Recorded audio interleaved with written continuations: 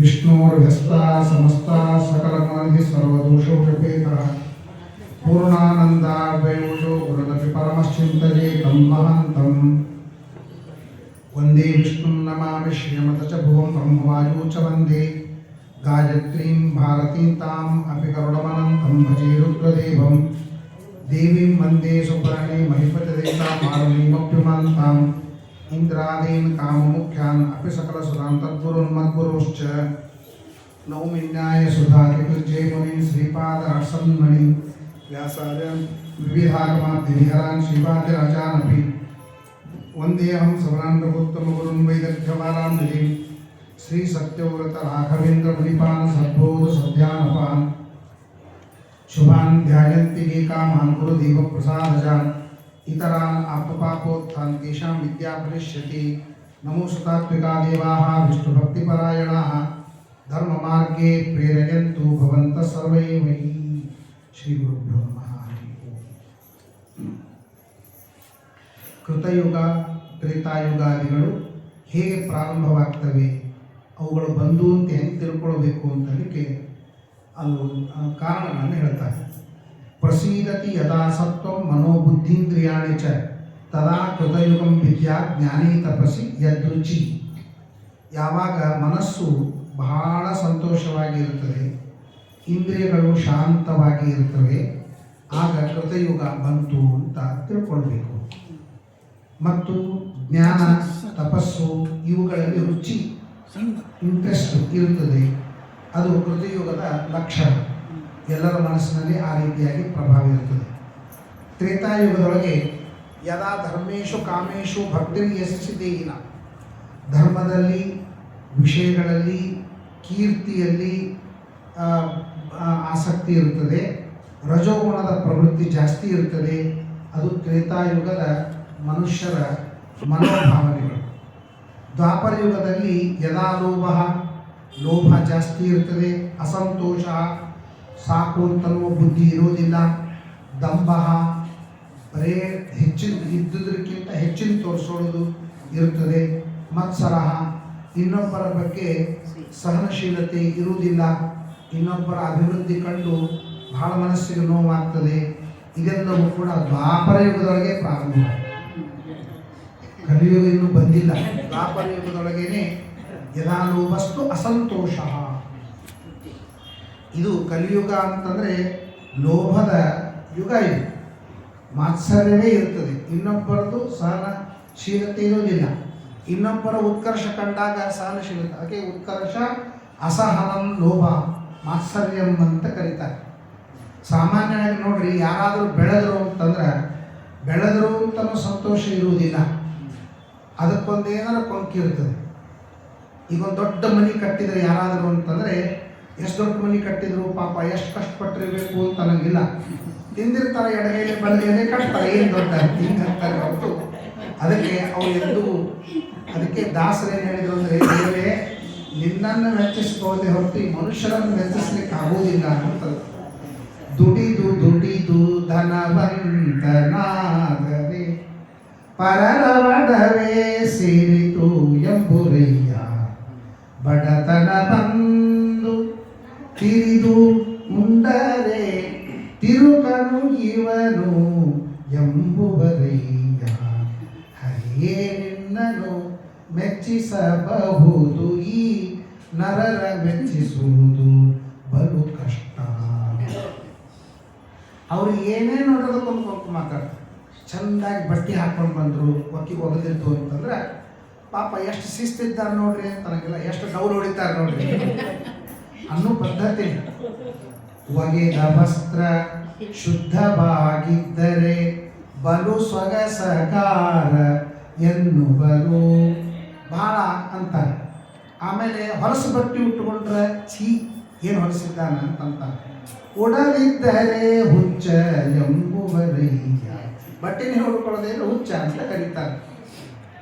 ಯಾರಾದರೂ ದೇವ್ರ ಮುಂದೆ ಕೂತು ಕಣ್ಣು ಮುಚ್ಚಿ ಧ್ಯಾನ ಮಾಡ್ತಿದ್ರು ಅಂತಂದ್ರೆ ನೋಡ್ರಪ್ಪ ನಮಗಂತೂ ಆಗೋದಿಲ್ಲ. ಎಷ್ಟು ಧ್ಯಾನ ಮಾಡ್ತಾರಂತ ಸಂತೋಷ ಪಡಂಗಿಲ್ಲ, ಏನು ಢೋಂಗಿ ಮಾಡ್ತಾನ ಅಂತಂತ. ಪರಮ ಪುರುಷ ಗೋಪಾಲ ಕೃಷ್ಣನ ನೆನೆದರೆ ಕಪಟಿ ಎಂಬುವರು. ಯಾರು ನಮಸ್ಕಾರ ಮಾಡಿ ಕಣ್ಣು ಮುಚ್ಚಿದ್ರೆ ಕಪಟಿ ಅಂತಂತಾರೆ ಹೊರತು ಅವರು ಭಕ್ತಿಯಿಂದ ಧ್ಯಾನ ಮಾಡ್ಲಿಕ್ಕತ್ತಾರಂತ ಯಾರು ತಿಳ್ಕೊಳ್ಳೋದಿಲ್ಲ. ಅಂದ್ರೆ ಪಾಸಿಟಿವ್ ಆಗಿ ಯಾರು ವಿಚಾರ ಮಾಡೋದಿಲ್ಲ. ಇದು ಕಲಿಯುಗದ ಲಕ್ಷಣ. ಇದೇ ಮಾತ್ಸಲ್ಯ. ಪರೋತ್ಕರ್ಷ ಅಸಹನಂ ಮಾತ್ಸಲ್ಯಂ ಅಂತಂತ. ಇನ್ನೊಬ್ಬರ ಉತ್ಕರ್ಷ ಸಹನ ಮಾಡ್ಲಿಕ್ಕೆ ಆಗೋದೇ ಇಲ್ಲ. ಇದು ಕಲಿಯುಗದ ಮುಖ್ಯ ಲಕ್ಷಣ. ಯಾರು ಸಹನ ಮಾಡುವುದಿಲ್ಲ. ಅದಕ್ಕೆ ಕಲಿಯುಗದ ಲಕ್ಷಣ ಹೇಳ್ತಾರೆ ಯದಾ ಮಾಯ ಅಂದರೆ ಮೋಸ. ಮೋಸ ಎಷ್ಟು ಸಹಜವಾಗಿ ಮಾಡ್ತಾರೆ ಅಂದರೆ ಅದು ಅವರ ನೇಚರ್ ಆಗಿಬಿಟ್ಟಿರ್ತದೆ. ಸಹಜವಾಗಿ ಮೋಸ ಮಾಡುವುದು ಕಲಿಯುಗದಲ್ಲಿ ವೈಶಿಷ್ಟ್ಯ. ಎರಡನೇದು ಅನೃತ, ಸುಳ್ಳು ಹೇಳೋದು. ಮೂರನೇದು ತಂದ್ರಿ ಆಲಸ್ಯ. ಇವತ್ತಿನ ಕೆಲಸ ಇನ್ನೊಂದು ತಿಂಗಳಾದ್ಮೇಲೆ ಮಾಡೋದು. ಅವರಿಗೆ ದೀರ್ಘಸೂತ್ರಿ ಅಂತ ಕರೀತಾರೆ. ಆಲಸ್ಯಗಳು ಮತ್ತು ದೀರ್ಘಸೂತ್ರಿಗಳು ಅಂತ ಎರಡು. ಆಲಸ್ಯ ಅಂದರೆ ಕೆಲಸನೇ ಮಾಡೋಂಗಿಲ್ಲ. ದೀರ್ಘಸೂತ್ರಿಯಿಂದ ಒಂದು ಕೆಲಸ ಒಂದು ದಿವಸಕ್ಕಾಗೋ ಕೆಲಸ ಒಂದು ವಾರ ಮಾಡ್ತಾರೆ. ಅವರಿಗೆ ದೀರ್ಘಸೂತ್ರಿ ಅಂತ ಕರೀತಾರೆ. ಸದೀರ್ಘಸೂತ್ರಿ ಲಭತೇನ ಸೌಖ್ಯಂ ಅಂತ. ಯಾವ ದೀರ್ಘಸೂತ್ರಿ ಇದ್ದಾನೋ ಅವನು ಎಂದಿಗೂ ಸೌಖ್ಯ ಹೊಂದಂಗಿಲ್ಲ. ಏನು ಅವತ್ತಿನ ಕೆಲಸ ಅವತ್ತೇ ಮಾಡಬೇಕು. ನಾಳೆ ಅವತ್ತಿನ ಕೆಲಸ ಭಾಳ ಆದ್ರೆ ನಾಳೆ. ಏನು ತಿಂಗಳಾನುಗಟ್ಟಲೆ ಒಂದು ಸಣ್ಣ ಕೆಲಸ ಇರ್ತದೆ, ಅದೊಂದು ತಿಂಗಳಾಗಟ್ಟಲೆ ದೀರ್ಘಸೂತ್ರಿಗಳು ಅಂತ ಕರೀತಾರೆ. ಅವ್ರು ಎಂದೂ ಸುಖವಾಗಿ ಇರುವುದಿಲ್ಲ ಅಂತ ಹೇಳ್ತಾರೆ ಸುಭಾಷಿತಕಾರ. ಸದೀರ್ಘಸೂತ್ರಿ ಲಭತೆ ನಸೌಖ್ಯಂ, ಅದಕ್ಕೆ ತಂದ್ರಿ ಅಂತಂತಾರೆ. ಮೂರನೇದು ನಿದ್ರಾ. ಗಂಟಾಗಿ ನಿದ್ರೆ ಮಾಡೋದು. ಹಾಸಿಗೆ ಮೇಲೂ ನಿದ್ರೆ ಮಾಡೋದೇ, ಪ್ರವಚನದೊಳಗೂ ನಿದ್ರೆ ಮಾಡೋದೇ.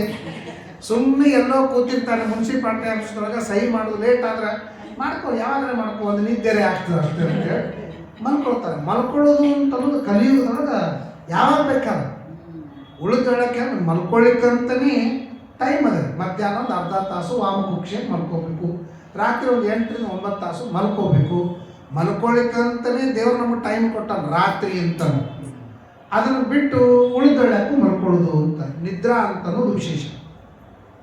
ಆಮೇಲೆ ಹಿಂಸಾ, ಶೋಕ, ಮೋಹ, ಭಯಂ, ದೈನ್ಯಂ. ಶೋಕ ಅಂದರೆ ಏನು ಅಂದರೆ ಯಾವಾಗ ಶಾಖ ಆಗ್ತದೆ ಆವಾಗ ಅವನಿಗೆ ಶೋಕ ಬರ್ತದೆ. ನಮ್ಮವರು ಅಂತನ್ನೋದೇನದ ನೋಡ್ರಿ, ನಮ್ಮವರು ಅಂತ ಹಚ್ಕೊಳ್ಳೋದಕ್ಕೆ ಮೋಹ ಅಂತ ಕರೀತಾರೆ. ಆ ಮೋಹ ನಿಮಿತ್ತಕವಾಗಿ ಶೋಕ. ನಮ್ಮವರು ಅಂತ ಹಚ್ಕೊಂಡ್ಮೇಲೆ ಅವ್ರಿಗೆ ಏನಾದರೂ ಆಯಿತು ಅಂತಂದ್ರೆ ನಮಗೇನು ದುಃಖ ಆಗ್ತದೆ, ಅದಕ್ಕೆ ಶೋಕ ಅಂತಂತಾರೆ. ಆ ಶೋಕದಿಂದ ಮನಸ್ಸು ದುರ್ಬಲವಾಗ್ತದೆ. ಮನಸ್ಸು ದುರ್ಬಲವಾಗುವುದಕ್ಕೆ ವಿಷಾದ ಅಂತ ಕರೀತಾರೆ. ವಿಷಾದ ಅಂತ ಶಬ್ದಕ್ಕೆ ಇಷ್ಟ ಆಗ್ತದೆ. ಪೇಪರ್ ಬಂದ್ಕೊಳ್ಳಿ ಸಾಕು, ಅವ್ರು ಓದೋದಕ್ಕೆ ನಮ್ಗೆ ವಿಷಾದ ಆಯಿತು. ಏನು ವಿಷಾದ ಆಗ್ತದೆ? ಮನಸ್ಸಿಗೆ ಹತ್ತಿರ ನಿಮ್ಗೆ ಮನೋದೌರ್ಬಲ್ಯಂ ವಿಷಾದ. ಮನಸ್ಸು ದುರ್ಬಲವಾಗುವುದಕ್ಕೆ ವಿಷಾದ ಅಂತ ಕರೀತಾರೆ. ಅರ್ಜುನನಿಗೆ ಏನಾಯಿತು? ವಿಷಾದ ಆಯಿತು. ಅವನ್ನೆಲ್ಲ ವರ್ಣನೆ ಮಾಡ್ತಾರೆ. ಗಾಂಡೀವಂ ಸಂಸತೆ ಹಸ್ತ ತ್ವಚ್ಚೆಯೋ ಪರಿದೈಹತೆ. ಅಂದರೆ ಗಾಂಡೀವ ಎತ್ತಲಿಕ್ಕೂ ಆಗೋದಿಲ್ಲ, ಅಶಕ್ತನ ಬರುತ್ತದೆ, ಮನಸ್ಸಿರೋದಿಲ್ಲ, ಶೂನ್ಯಾವಲೋಕನ ಮಾಡ್ತಾನೆ. ಇದೆಲ್ಲ ವಿಷಾದದ ಲಕ್ಷಣ. ಸುಮ್ಮನೆ ಇವರು ಇಷ್ಟು ಆಕ್ಸಿಡೆಂಟ್ ಆದದ್ದಕ್ಕೆ ಮುಖ್ಯಮಂತ್ರಿಗಳಿಗೆ ವಿಷಾದವಾಯಿತು ಅಂತಂತಾರೆ. ಅವ್ರಿಗೆ ದೇಶದ ಬಗ್ಗೆ ವಿಷಾದ ಇಲ್ಲ, ಮನುಷ್ಯರ ಬಗ್ಗೆನೇ ವಿಷಾದವಿಲ್ಲ. ಸುಮ್ಮನೆ ಅದು ಬರೋದ್ರ ಅಂತ ಬರಬೇಕು. ಅದು ಮಾಡದೇ ಇದ್ರೆ ಮಂದಿ ಬೈತಾರೆ ಅಂತ ವಿಷಾದ ಅಂತ ಶಬ್ದಕ್ಕೆ ಶ್ರೀಮದಾಚಾರ್ಯ ಅಂತ ಹೇಳ್ತಾರೆ. ಮೋಹ ನಿಮಿತ್ತಾತ್ ಶೋಕಾತ್ ಯನ್ ಮನೋದೌರ್ಬಲ್ಯಂ ಸಹ ವಿಷಾದ ಅಂತ ಗೀತಾ ಭಾಷೆದಾಗ ಬರೀತಾರೆ. ನಮ್ಮವರು ಅಂತ ಹಚ್ಚಿಕೊಂಡಾಗ ಅವರಿಗೇನು ಆದರೆ ಅದರಿಂದ ನಮಗೇನು ದುಃಖವಾಗ್ತದೆ, ಆ ದುಃಖದಿಂದ ಏನು ಮನೋ ದುರ್ಬಲವಾಗ್ತದೆ, ಆ ಮನೋದೌರ್ಬಲ್ಯಕ್ಕೆ ವಿಷಾದ ಆಗ್ತದೆ. ಅದಕ್ಕೆ ವಿಷಾದ ಅಂತನ್ನೋದು ಇದು. ಆಮೇಲೆ ಭಯ. ಎಲ್ಲಿ ಕಂಡ್ರೂ ಭಯ. ರೋಗ ಭಯ, ಭೋಗ ಭಯ, ಏನು ಕಂಡ್ರೂ ಭಯ ಈ ಕಲಿಯುಗದೊಳಗೆ ಇರ್ತದೆ. ಭೋಗೇ ರೋಗ ಭಯಂ, ಖಲೇ ರಿಪು ಭಯಂ, ವಿತ್ತೇ ಕ್ಷಿತೀಶಾತ್ ಭಯಂ. ಸಂಪಾದನೆ ಮಾಡ್ತೀನಿ ಅಂತಂದ್ರೆ ಕ್ಷಿತೀಶಾತ್ ಭಯಂ, ಇನ್ಕಮ್ ಟ್ಯಾಕ್ಸ್ ಭಯ. ಭೋಗ ಮಾಡ್ತೀನಿ ಅಂತಂದ್ರೆ ರೋಗ ಭಯ. ಅದಂತ ತಿನ್ನೋ ಹಂಗಿಲ್ಲ, ಬರ್ತದಂತ ಇಟ್ಕೊಳ್ಳೋ ಹಂಗಿಲ್ಲ.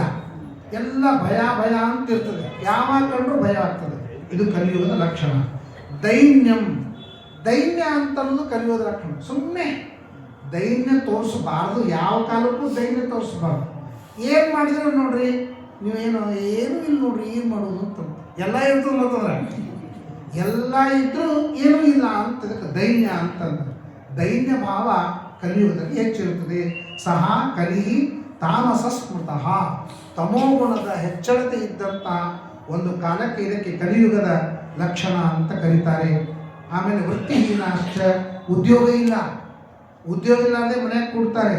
ಸ್ವೈರಿಣ್ಯ ಸ್ತ್ರೀಯ, ಹೆಣ್ಮಕ್ಳು ಸ್ವೈರವಾಗಿ ಸ್ವತಂತ್ರವಾಗಿ ತಿರುಗಾಡ್ತಾರೆ. ನೀವು ಏರ್ಪೋರ್ಟಿಗೆ ಹೋಗ್ರಿ, 16, 18, 20 ವರ್ಷದ ಹುಡುಗಿಯರು ಒಬ್ಬರೇ ಹೋಗ್ತಿರ್ತಾರೆ. ಎಲ್ಲೋ ಅಮೇರಿಕಾ ಅಂತಂತಾವ, ಜಪಾನ ಅಂತಂತಾವ, ಎಲ್ಲಿ ಬೇಕಾದಲ್ಲಿ ಹೋಗ್ತಾರೆ. ಹೆಂಗೆ ಹೋಗ್ತಾರೆ? ನಮಗೆಲ್ಲ ನಮ್ಮ ಮಕ್ಕಳಿಗೆಲ್ಲ ಬಿಡಬೇಕು ಅಂದ್ರೆ ಬಾಜುಕಿನ ಅಂಗಡಿಗೆ ಹೋಗ್ಬೇಕಂದ್ರೆ ಜೊತೆಗೆ ಹೋಗ್ತಿದ್ದೀವಿ. ಅಂಥದ್ದು ನೋಡಿದ್ರೆ ಎಷ್ಟು ಸ್ವತಂತ್ರವಾಗಿರ್ತಾರೆ. ಸ್ವೈರಿಣ್ಯ ಸ್ತ್ರೀಯ ಅಸತಿ. ಆಮೇಲೆ ಕಳ್ಳರು ಜಾಸ್ತಿ. ದಸ್ಯವಹ, ಕಳ್ಳರು ಜಾಸ್ತಿ. ನಾನು ಒಂದು ನಾಟಕ ಬರೆದಿದ್ದೆ ವಿದ್ಯಾರ್ಥಿ ಇದ್ದಾಗ. ಅದು ಹೆಂಗೆ ನಾಟಕ ಅಂತಂದರೆ, ಈ ರಾಮಾಯಣದಿಂದ ಇವತ್ತಿಗೆ ಹೆಂಗೆ ಹೋಲಿಸ್ಬೇಕು ಅಂತ ಒಂದು ನಾಟಕ. ಅದರ ಒಂದು ಪ್ರಸಂಗ ಏನಂದರೆ, ಹನುಮಂತ ದೇವರು ಲಂಕೆಯಲ್ಲಿ ಪ್ರವೇಶ ಮಾಡ್ತಿರ್ತಾರೆ. ಲಂಕೆಯಲ್ಲಿ ಪ್ರವೇಶ ಮಾಡ್ತಾ ಇರುವಾಗ ಲಂಕಿಣಿ ಹಿಡಿತಾರೆ.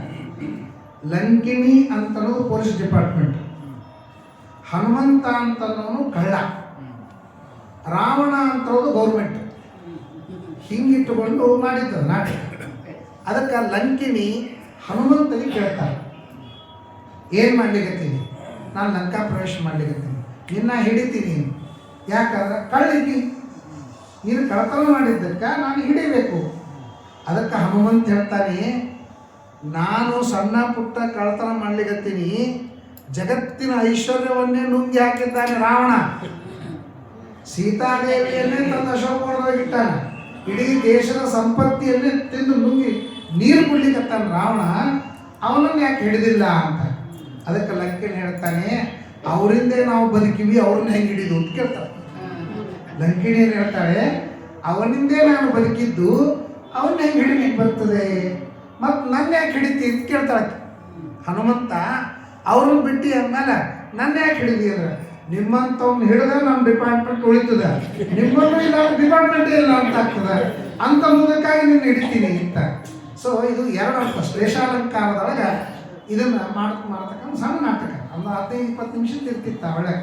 ಇಂಥವು ರಾಮಾಯಣದೊಳಗೆ ಏನೇನು ಪ್ರಸಂಗಗಳು ಬರ್ತಾವೆ ಅದನ್ನೆಲ್ಲ ಇವತ್ತು ಹೆಂಗೆ ಹೋಲಿಸ್ಬೇಕು ಅಂತ ಒಂದು ನಾಟಕದ ಲಕ್ಷಣ.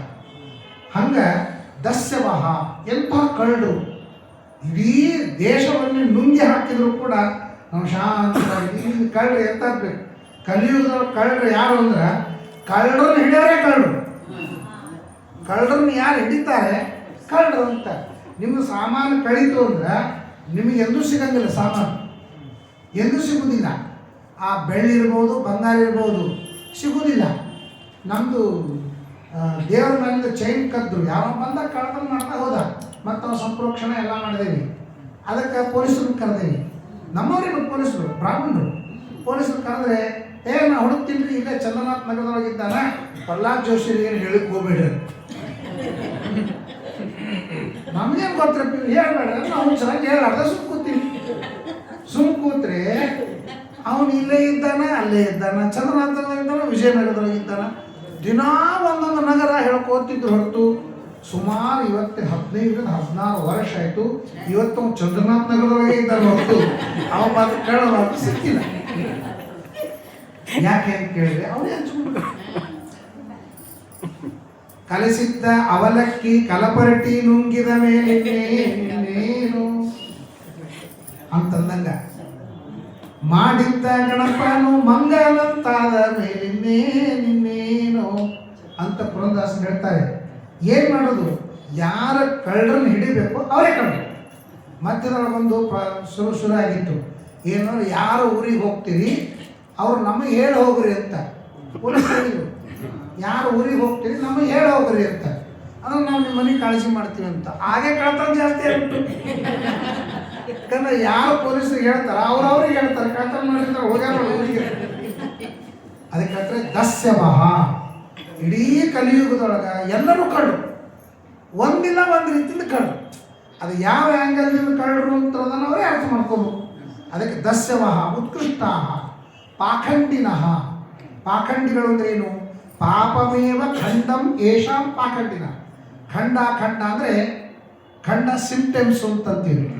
ಖಂಡ ಅಂದ್ರೇನು? ಪಾಪನೇ ಅವ್ರ ಸಿಂಪ್ಟಮ್ಸ್. ಪಾಪ ಎದ್ದು ಕಾಣಿಸ್ತಿರ್ತದೆ. ರೋಗ, ಆಪತ್ತು, ದುಃಖ ಇವುಗಳ ಮೂಲಕವಾಗಿ ಪಾಪ ತೋರ್ತಿರ್ತದೆ. ಪಾಪದ ಫಲಗಳು ಇವೆಲ್ಲ. ಅದಕ್ಕೆ ಪಾಖಂಡಿಗಳು ಅಂತ ಕಲಿಯುವುದರೊಳಗೆ ಅರ್ಥವಾಗ್ತದೆ. ವಿಪರೀತಾರ್ಥ ನಯನ ದೋಷಾಹ, ವಿಪರೀತವಾದಂಥ ಅರ್ಥ ತಪ್ಪೇ ತಿಳ್ಕೊಳ್ಳೋದು. ನಮ್ಮ ವೇದ ಹೇಳ್ತದೆ, ಋತಂ ತಪಸ್, ಸತ್ಯಂ ತಪಸ್, ಶ್ರುತಂ ತಪಸ್, ಶಾಂತಂ ತಪು, ದಮಸ್ತಪ ಶಮಸ್ತಪೋ, ದಾನಂ ತಪೋ, ಯಜ್ಞಂ ತಪು. ಋತಂ ತಪ, ಋತಂ ಅಂದ್ರೆ ಸತ್ಯವನ್ನ ಮಾತಾಡೋದು ತಪಸ್ಸು ಅಂತಂದ. ತಪಸ್ಸು ಅಂದ್ರೆ ಏನು ಗೊತ್ತಾ? ಯಾವುದು ಕಷ್ಟದಿಂದ ಪಡಿತೇವೆ ಅದು ತಪಸ್ಸು. ಸತ್ಯ ಮಾತಾಡೋದು ಎಷ್ಟು ಕಷ್ಟ ಅಂದ್ರೆ ಅದು ತಪಸ್ಸು ಅಂತಂದ. ಎಷ್ಟು ಸತ್ಯ ಮಾತಾಡ್ತಾನೆ ಅಷ್ಟು ತಪಸ್ಸು. ಸತ್ಯ ಮಾತಾಡೋದಕ್ಕೂ ಪುಣ್ಯ ಬೇಕು. ನೀವು ಯಾವುದೇ ನೋಡ್ರಿ, ಸರಿಯಾಗಿ ತಿಳ್ಕೊಂಡ್ರೆ ಅವನಿಗೆ ಸಿಟ್ಟು ಬರಂಗಿಲ್ಲ, ಜಗಳ ಬರಂಗಿಲ್ಲ, ಸಮಾಧಾನ ಆಗೋದು. ಯಾವಾಗಲೂ ಆಗೋದು ತಪ್ಪು ತಿಳ್ಕೊಂಡಾಗೆ. ಮತ್ತು ನಾವು ಮೊದಲು ತಿಳ್ಕೊಳ್ಳೋದು ತಪ್ಪೇ. ತಪ್ಪು ತಿಳ್ಕೊಳ್ಳೋದ್ರಿಂದಲೇ ನಮ್ಮದು ಪ್ರಾರಂಭವಾಗ್ತದೆ. ಸರಿಯಾಗಿ ತಿಳ್ಕೊಳ್ಳೋದು ಭಾಳ ಕಷ್ಟ. ಮನೆಯೊಳಗೆ ಅಸಮಾಧಾನ ಆಗಲಿ, ಸಂಬಂಧ ಕಳ್ಕೊಳ್ಳೋದಾಗಲಿ, ಏನೇ ಆಗಲಿ ಆಗ್ತದೆ ಅಂದರೆ ಅಲ್ಲೆಲ್ಲ ತಪ್ಪು ತಿಳುವಳಿಕೆ ಇರ್ತದೆ. ನೀವು ಸ್ವಲ್ಪ ಇನ್ವೆಸ್ಟಿಗೇಷನ್ ಮಾಡಿದರೆ ಕೊನೆಗೆ ಸಿಗುವುದೇನಂದ್ರೆ ತಪ್ಪು ತಿಳಿದುಕೊಂಡದ್ದರಿಂದ ಇಷ್ಟೆಲ್ಲ ಘಟನೆ ಆಯಿತು ಅಂತಂದ. ಮಂತ್ರಾನ ಮಾತು ಕೇಳಿದ್ದು ಕೈಕೇಯಿ, ತಪ್ಪು ತಿಳ್ಕೊಂಡಿದ್ದು ಜಾಯಿಂಟ್ ಫ್ಯಾಮಿಲಿ ಎಲ್ಲ ಹಾಳಾಯ್ತು. ಎಲ್ಲ ಸಂಬಂಧ ಹಾಳಾಗ್ತದೆ. ಆದ್ದರಿಂದ ತಿಳ್ಕೊಳ್ಳೋ ಮುಂದಾಗ ಒಬ್ಬ ಸ್ವಾಮೀಜಿಯವರಿಗೆ ಕೇಳಿದ್ರಂತೆ, ಮತ್ತು ನಿಮಗಿಷ್ಟೆಲ್ಲ ಮಂದಿ ಬೈಲಿಕತ್ತಾರ, ನಿಮಗೇನು ಏನೋ ಅನಿಸಲ್ತೇನು ಅಂತ. ಅವ್ರು ಹೇಳಿದ್ರಂತ, ನನಗೆ ಖುಷಿ ಅನಿಸ್ಲಿಕ್ಕತ್ತದ. ಯಾಕೆ ಖುಷಿ ಅನಿಸ್ಲಿಕ್ಕತ್ತದ? ಅನಾಯಾಸ ನನ್ನ ಪ್ರಚಾರ ಆಗ್ಲಿಕ್ಕತ್ತದಲ್ಲ. ನಾನು ಎಲ್ಲಿದ್ದಿ, ಮೂಲೆಯಾಗಿದ್ದೋ ಏನಿದ್ದೋ ಗೊತ್ತಿಲ್ಲ, ಮಂದಿನೇ ಪ್ರಚಾರ ಮಾಡ್ಲಿಕ್ಕತ್ತಾರ ಅಂದನ. ಅದಕ್ಕಿಂತ ಇಷ್ಟು ಪ್ರಚಾರ ಆಗಲಿಕ್ಕೆ ನಾ ಎಷ್ಟು ಕಷ್ಟಪಡಬೇಕಾಗಿತ್ತು, ಮಂದಿ ಅನಾಯಾಸ ನಾನು ಪ್ರಚಾರ ಮಾಡ್ಲಿಕ್ಕತ್ತಾರ ಅಂದಮೇಲೆ ಖುಷಿ ಪಡ್ತೀನಿ. ಆಗ ಅವರು ಒಂದು ಮಾತು ಹೇಳಿದರು, ಇದು ಟಿ ವಿ ಒಳಗೆ ಬಂದಿದ್ದು ಸಂದರ್ಶನದೊಳಗೆ. ಅವರೊಂದು ಮಾತು ಹೇಳಿದರು, ಯಾವಾಗಲೂ ನಾವು ಹಿಂದಕ್ಕೆ ಈಗ ಬಿಟ್ಬಿಡ್ರಿ, ಪ್ಯಾಕೆಟ್ ಬಂದುಬಿಟ್ಟಿರ್ತಾವ. ಮತ್ತು ಹಿಂದಕ್ಕೆ ನಾವು ಗಿರಣಿಯಿಂದ ಹಿಟ್ಟು ತೊಗೊಂಬರ್ತಿದ್ದೀವಿ. ಹಿಟ್ಟು ತೊಗೊಂಬಂದ್ಮೇಲೆ ಅದನ್ನು ಚಾಳಿಸ್ತಿದ್ದೀವಿ. ಚಾಳಿಸಿದಾಗ ಹೊಟ್ಟೊಂದು ಬೇರೆ, ತೌಡೊಂದು ಬೇರೆ, ಹಿಟ್ಟೊಂದು ಬೇರೆ ಮಾಡ್ತಿದ್ದೇವೆ. ಇಲ್ಲ, ಅದನ್ನು ದೃಷ್ಟಾಂತ ಕೊಟ್ಟ ಸ್ವಾಮೀಜಿ. ಯಾವುದೇ ಸುದ್ದಿ ನಿಮ್ಮ ಕಿವಿಗೆ ಬಂತು ಅಂದ್ರೆ ಅದು ಹಿಟ್ಟು ಮನೆಗೆ ಬಂದಂಗೆ. ಅದನ್ನು ಒಮ್ಮೆ ಬಕ್ರಿ ಚಪಾತಿ ಮಾಡಬಾರ್ದು, ಅದನ್ನು ಚಾಳಿಸ್ಬೇಕು. ಚಾಣಿಸಿದಾಗ ಹಿಟ್ಟೇನು ತೌಡೇನು ನಿಮಗೆ ಗೊತ್ತಾಗ್ತದೆ. ಹಂಗೆ ಯಾರೋ ಹೇಳಿದರು ಅಂತಂದು ಮಾತ್ರಕ್ಕೆ ಅದನ್ನು ನಂಬಲಿಕ್ಕೆ ಹೋಗಬಾರ್ದು. ಅದು ಖರೆ ಅದನ್ನು ಸುಳ್ಳು ಅದನ್ನು ಅಂತದನ್ನು ವಿಚಾರ ಮಾಡಿ ಆಮೇಲೆ ಮುಂದೆ ನಿರ್ಣಯ ಮಾಡಬೇಕು. ಅದು ಯಾರೂ ನಿರ್ಣಯ ಮಾಡುವುದಿಲ್ಲ. ಯಾಕೆಂದರೆ ವಿಪರೀತವಾಗಿಯೇ ತಿಳ್ಕೊಳ್ತಾರೆ. ಇದು ಕಲಿಯುಗದ ಲಕ್ಷಣವಾಗಿದೆ ಅಂತ ಹೇಳ್ತಾರೆ. ಅಶನಂ ವ್ಯಸನ ಮಾತ್ರ ಆಸಕ್ತ.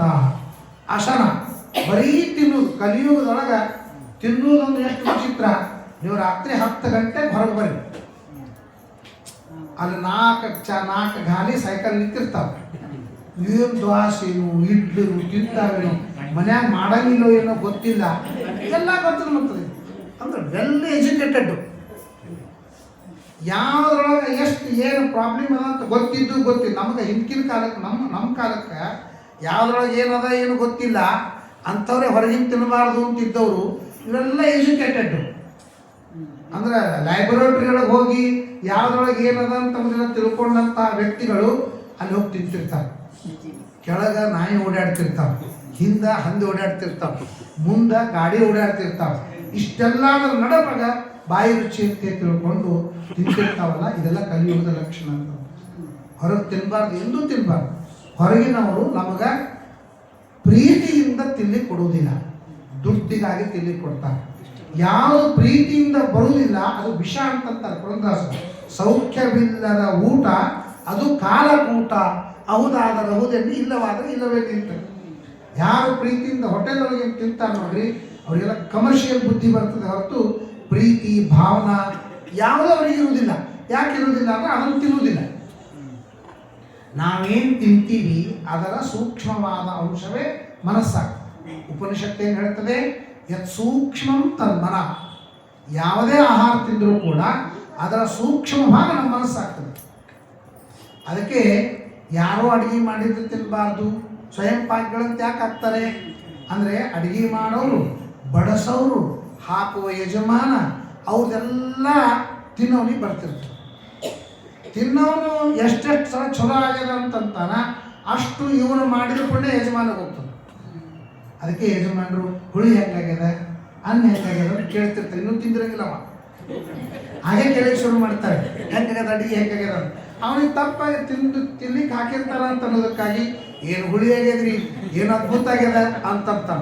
ಅವ ಎಷ್ಟು ಅಂತಾನ ಅಷ್ಟು ಪುಣ್ಯ ಯಜಮಾನಿಗೆ ಹೋಗ್ತಿರ್ತಾನೆ. ಅದು ಬ್ರಾಹ್ಮಣ ಗೊತ್ತಿರಂಗಿಲ್ಲ. ಯಾವ ಬ್ರಾಹ್ಮಣ ಗೊತ್ತಿರ್ತಾವ ಭಾಷಣ ಇರ್ತಾವ, ಮೌನ ವ್ರತ ತಿಳ್ಕೊಂಡು ಕೂತ್ಬಿಟ್ಟಿರ್ತಾನೆ. ಒಟ್ಟ ಏನು ಹೇಳಂಗಿಲ್ಲ ಬಿಡಂಗಿಲ್ಲ ಅಂತೇಳಿ ಅವನು ಕೂತಿರ್ತಾನೆ. ಅಂದರೆ ತಾತ್ಪರ್ಯ ಏನು, ಊಟ ಅಂತ ಮಾತ್ರ ನಾವು ಖುಷಿ ಖುಷಿಯಾಗಿ ಊಟ ಮಾಡ್ತೀವಿ. ಆದರೆ ಊಟ ಮಾಡ್ತಕ್ಕಂಥ ಪ್ರಸಂಗ ಏನಂದ್ರೆ, ನೀವು ಊಟ ಮಾಡಿ ಮನೆಗೆ ಹೋಗಿ 1000 ಗಾಯತ್ರಿ ಜಪ ಮಾಡಬೇಕು. ಹಂಗಿದ್ರೆ ಇನ್ನೊಬ್ರು ಮನೆಗೆ ಊಟಕ್ಕೆ ಹೋಗ್ಬೇಕು.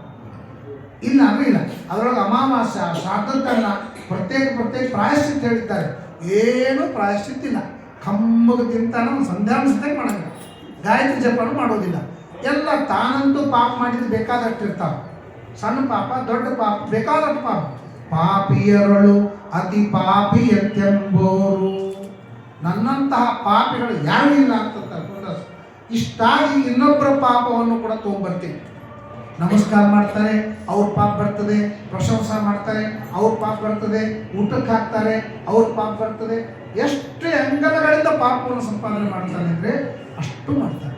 ಇದೆಲ್ಲ ಕಲಿಯುಗದೊಳಗೆ ಸಹಜವಾಗಿ ಸಂಪಾದನೆ ಮಾಡುವ ಪಾಪದ ಕಾರ್ಯಗಳು ಅಂತ ಹೇಳ್ತಾರೆ.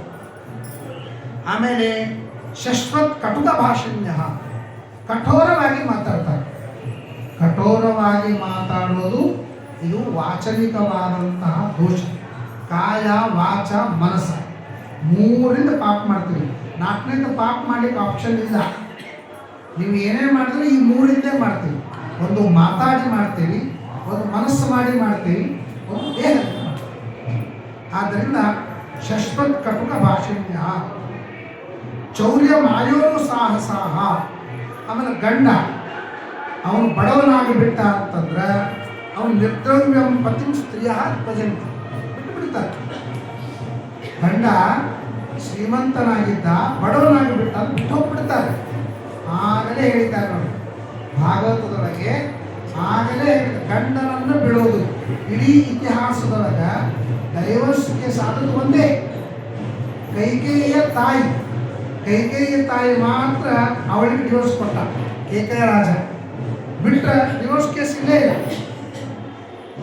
ಇವತ್ತು ಪ್ರತಿಯೊಂದು ಮನ್ಯಾಗ ಆಗಿನ ಕಾಲಕ್ಕೆ ವಿಜಾತಿ ವಿವಾಹ ಇದ್ದಿದ್ದಿಲ್ಲ. ಒಂದೇ ವಿಜಾತಿ ವಿವಾಹ ಆಯಿತು, ದೇವಯಾನಿ ಮತ್ತು ಯಯಾತಿ ರಾಜ. ಅದು ಹೆಂಗಾಯಿತು? ಕಚನ್ ಶಾಪ ಇದ್ದಿದ್ದು. ಹಿಂದಕ್ಕೆ ವಿಜಾತಿ ವಿವಾಹ ಆಗ್ಯಾವ, ಅದು ಶಾಪದಿಂದ ಆಗ್ಯಾವ. ಇವತ್ತೇನು ವಿಜಾತಿ ಆಗ್ಲಿಕತ್ತದ, ಇದು ಶಾಪದಿಂದೇ ಆಗ್ಲಿಕತ್ತದ. ಶ್ರಾದ್ದ ಸರಿಯಾಗಿ ಮಾಡೋದಿಲ್ಲ, ತರ್ಪಣ ಸರಿಯಾಗಿ ಕೊಡೋದಿಲ್ಲ. ನಮ್ಮ ಪಿತೃದೇವತೆಗಳೇನೆ ನಮಗೆ ಶಾಪ ಕೊಡ್ತಾರೆ.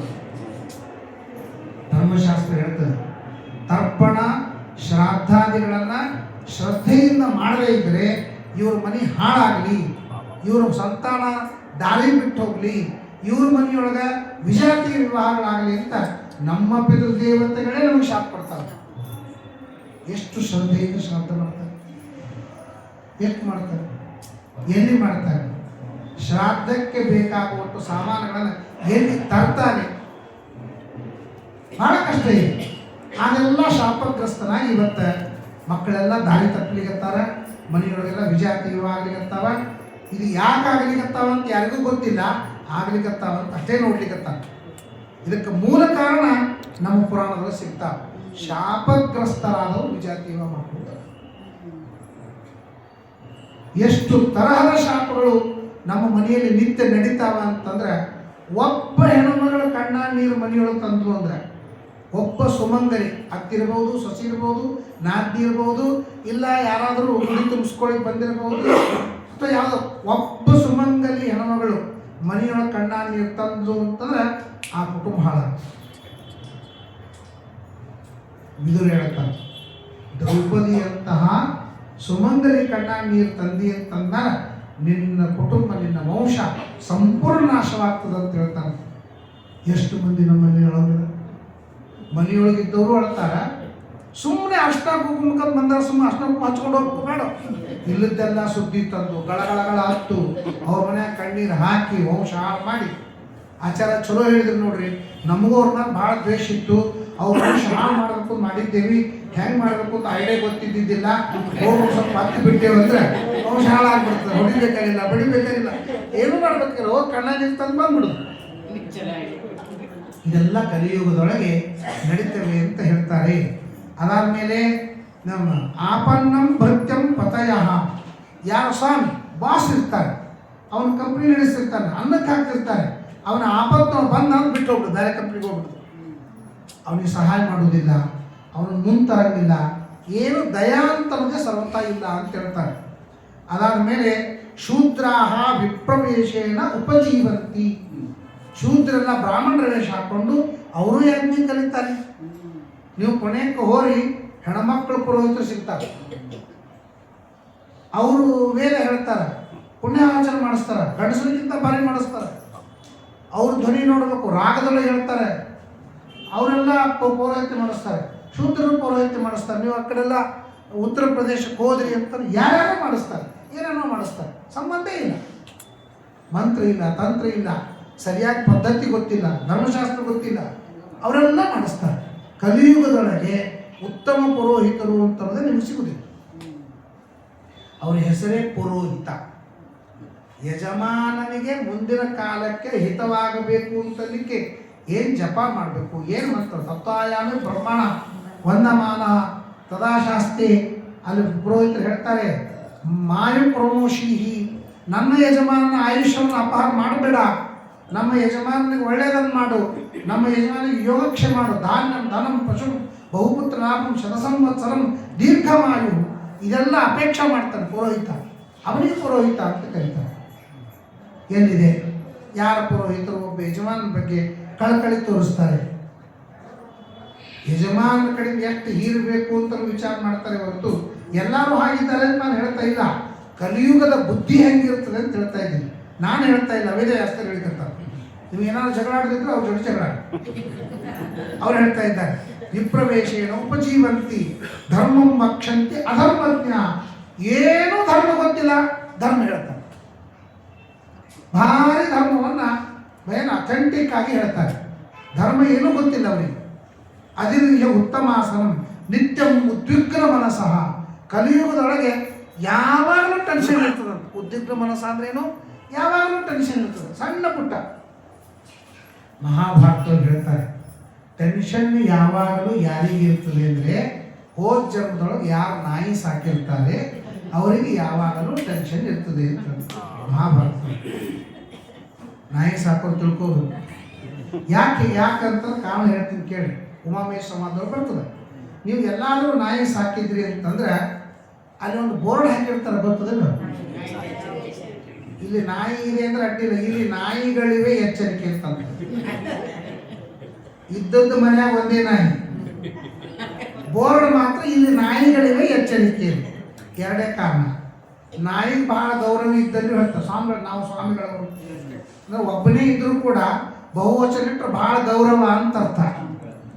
ಆ ನಾಯಿಗೆ ಅಷ್ಟು ಗೌರವದ ಅಂತ ಬಹುವಚನಮೋ ಅಥವಾ ಮನೆಯಾಗಿದ್ದವರೆಲ್ಲ ಹೋಗ್ಬಿಡಿ, ಅದ್ರ ಬಗ್ಗೆ ಯಾಕೆ ವಿಚಾರ ಮಾಡಬೇಕು ಅಂದರೆ ಆ ಬೋರ್ಡ್ದಾಗ ಹೀಗಿರ್ತದೆ. ಅದನ್ನು ನೋಡಿದ ಕೂಡ ನಮಗೆ ಯಾರು ಎಂಟ್ರಿ ಆಗ್ತಿರ್ತಾರ ಅವ್ರಿಗೆ ಟೆನ್ಷನ್ ಸ್ಟಾರ್ಟ್ ಆಗ್ತದೆ.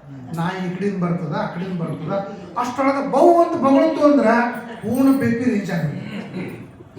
ಹಂಗಾರೆ ನಾಯಿ ಯಾರ ಮನೆಯಾಗ ಇಟ್ಕೊಂಡಿರ್ತೀರಿ ಅವ್ರು ಬಂದವರಿಗೆಲ್ಲ ಟೆನ್ಷನ್ ಕೊಟ್ಟಿರ್ತಾರೆ.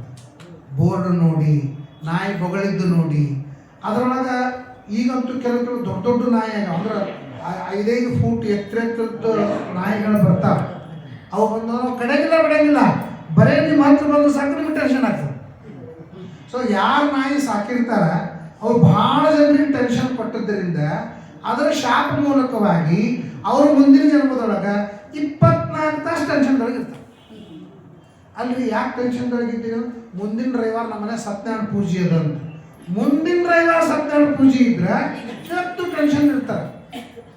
ಯಾಕಂತ ಕೇಳಿದ್ರೆ ಅವ್ರು ಹೋಜಂದು ನಾಯಿ ಸಾಕಿರ್ತಾರೆ. ಪಾರ್ವತಿ ಕೇಳ್ತಾಳೆ, ಕೆಲವರು ಯಾವಾಗಲೂ ಟೆನ್ಷನ್ದೊಳಗೆ ಯಾಕೆ ಇರ್ತಾರೆ ಅಂತ ಕೇಳಿದ್ರೆ ಇದನ್ನೇ ಹೇಳ್ತಾರೆ, ಯಾರು ಶ್ವಾನವನ್ನು ಸಾಕಿರ್ತಾರೋ ಅವರು ಅಂತ ಹೇಳ್ತಾರೆ. ಅದರ ನಿತ್ಯಂ ಉದ್ಯುಕ್ತ ಮನಸ್ಸ ಕ್ಷುದ್ರಾರ್ಥಿ ತೆಕ್ತ ಸೌರದಾಹ. ಎಷ್ಟು ಕಲಿಯುಗದ ಸ್ವಭಾವ ಹೇಳ್ತಾರೆ ನೋಡಿ. ಸಣ್ಣ ಸಣ್ಣ ಮಾತಿಗೆ ಪ್ರೀತಿನೇ ಬಿಟ್ಟು ಬಿಡ್ತಾರೆ. ಅವರು ನಮಗೆ ಇವತ್ತು ಊಟಕ್ಕೆ ಕರೆದಿಲ್ಲ, ಬಹಳ ವಿಚಿತ್ರ. ನಾನು ಇಲ್ಲಿ ಸುಧಾ ಪಾಠ ಹೇಳ್ತಾ ಇರುವಾಗ ಒಂದು ಸಲ ಒಬ್ಬರು ನಮ್ಮ ಎದುರಿಗೆ ಬಂದರು ಅಂತ ನನಗೆ ಗೊತ್ತಿಲ್ಲ. ನನಗೆ ಅಲ್ಲಿ CBT ಒಳಗೆ ಬಸ್ ಹಿಡಿಬೇಕು ಅಂತ ತಾತ್ಪರ್ಯ ಇತ್ತು. ಸೀಟ್ ಸಿಗ್ತಿದ್ದಿಲ್ಲ, ವಿಜಯನಗರಕ್ಕೆ ಹೋಗ್ಬೇಕು. ಅವ್ರು ನಮ್ಮ ಮುಂದೆ ಬಂದು ಹೋಗ್ಯಾರಂತ ನಾನು ನೋಡಿಲ್ಲ. ಮರುದಿವಸ ಸುಧಾ ಪಾಠಕ್ಕೆ ಬಂದಾಗ ನಾವು ಎದುರಿಗೆ ಬಂದರೂ ಕೂಡ ನೀವು ನೋಡಿಲ್ಲ ಅಂಥೇಳಿ 1 ತಿಂಗಳು ಸುಧಾ ಪಾಠ ಬಿಟ್ಟರು, 1 ತಿಂಗಳು ನನ್ನ ಜೋಡಿ ಮಾತಿಲ್ಲ. ಯಾಕಂತ ನಾವು ನಿಮ್ಮ ಎದುರಿಗೆ ಇದ್ದಾಗ ನೀವು ನಮ್ಮನ್ನು ನೋಡಿಲ್ಲ. ಅದದ್ದು ಅನುಭವಿಸಿಲ್ಲ. ಸಾಕ್ಷಿ ಆಯಾಸೋತ್ರಿ ಅಂತಂತಾರಲ್ಲ, ಹಾಗೆ ನಾನು ಅನುಭವಿಸಿದ. ಯಾಕೆ ಅಂತ ಕೇಳಿದ್ರೆ ಅದನ್ನೇ ಹೇಳ್ತಾರೆ, ಕ್ಷುದ್ರ ಸಣ್ಣ ವಿಷಯ ಇದು ಎಲ್ಲರೂ ತಿಳ್ಕೊಳ್ಳಿ ಸಾಕ್ತದೆ. ನಾನು ನೋಡಿಲ್ಲ ಅಂತಂದ್ರೆ ಯಾವುದೋ ಗಡಿಬಿಡೊಳಗೆ ಇರ್ತಾವೆ, ನಿಮಗೂ ನಿಮ್ಮ ಮನೆಯಲ್ಲೂ ಬೇಕಾದಷ್ಟು ಇರ್ತಾವೆ. ಸಣ್ಣ ಸಣ್ಣ ಸಣ್ಣ ಮಾತುಗಳು, ಸಣ್ಣ ಸಣ್ಣ ಮಾತುಗಳು. ಯಾವುದೋ ಒಂದು ಕಾರ್ಯಕ್ರಮ ಇರ್ತದೆ, ಕರೆದಿದ್ರು ನಮ್ಗೆ ಬಂದಾಗ ಸರಿಯಾಗಿ ಮಾತಾಡ್ಸಿಲ್ಲ, ಸರಿಯಾಗಿ ಮಾತಾಡ್ಸಿದ್ರು ನಮ್ಮನ್ನು ನೋಡ್ಕೋತ ಮಾತಾಡ್ಸಿಲ್ಲ. ಎಷ್ಟು ನನಗೊಬ್ಬರು ಲೇಡಿ ಜಡ್ಜ್ ಧಾರವಾಡದ ಮುಂಬೈಯಿಂದ ಪರಿಚಯ. ಅವರು ಈಗ ಡೈವರ್ಸ್ ಕೊಡ್ತಾರಲ್ಲ ಅದರದ್ದು ಜಡ್ಜು. ಅವ್ರು ಹೇಳ್ತಿದ್ರು ನನಗೆ, ಅವರು ಹರಿನಾಮ್ ಸರ್ ಪಾಠಕ್ಕೆ ಬರ್ತಿದ್ರು. ಅವ್ರು ಹೇಳ್ತಿದ್ರು ಸಣ್ಣ ಸಣ್ಣ ವಿಷಯಕ್ಕೆ ಡಿವೋರ್ಸ್ ಆಗುತ್ತೆ. ನಾವು ಸಣ್ಣ ಸಣ್ಣ ವಿಷಯ ನನ್ನ ಜೋಡಿ ಮಾತಾಡಿಸಿಲ್ಲ, ನನಗೆ ಲಕ್ಷ್ಯ ಕೊಟ್ಟಿಲ್ಲ. ಎಷ್ಟು ಸಣ್ಣ ಸಣ್ಣ ವಿಷಯ ಅಂದರೆ ಅವ್ರು ಹೇಳೋದು ಕೇಳಿದ್ರೆ ನನಗೆ ಭಾಳ ಆಶ್ಚರ್ಯ ಅನ್ನಿಸ್ತದೆ.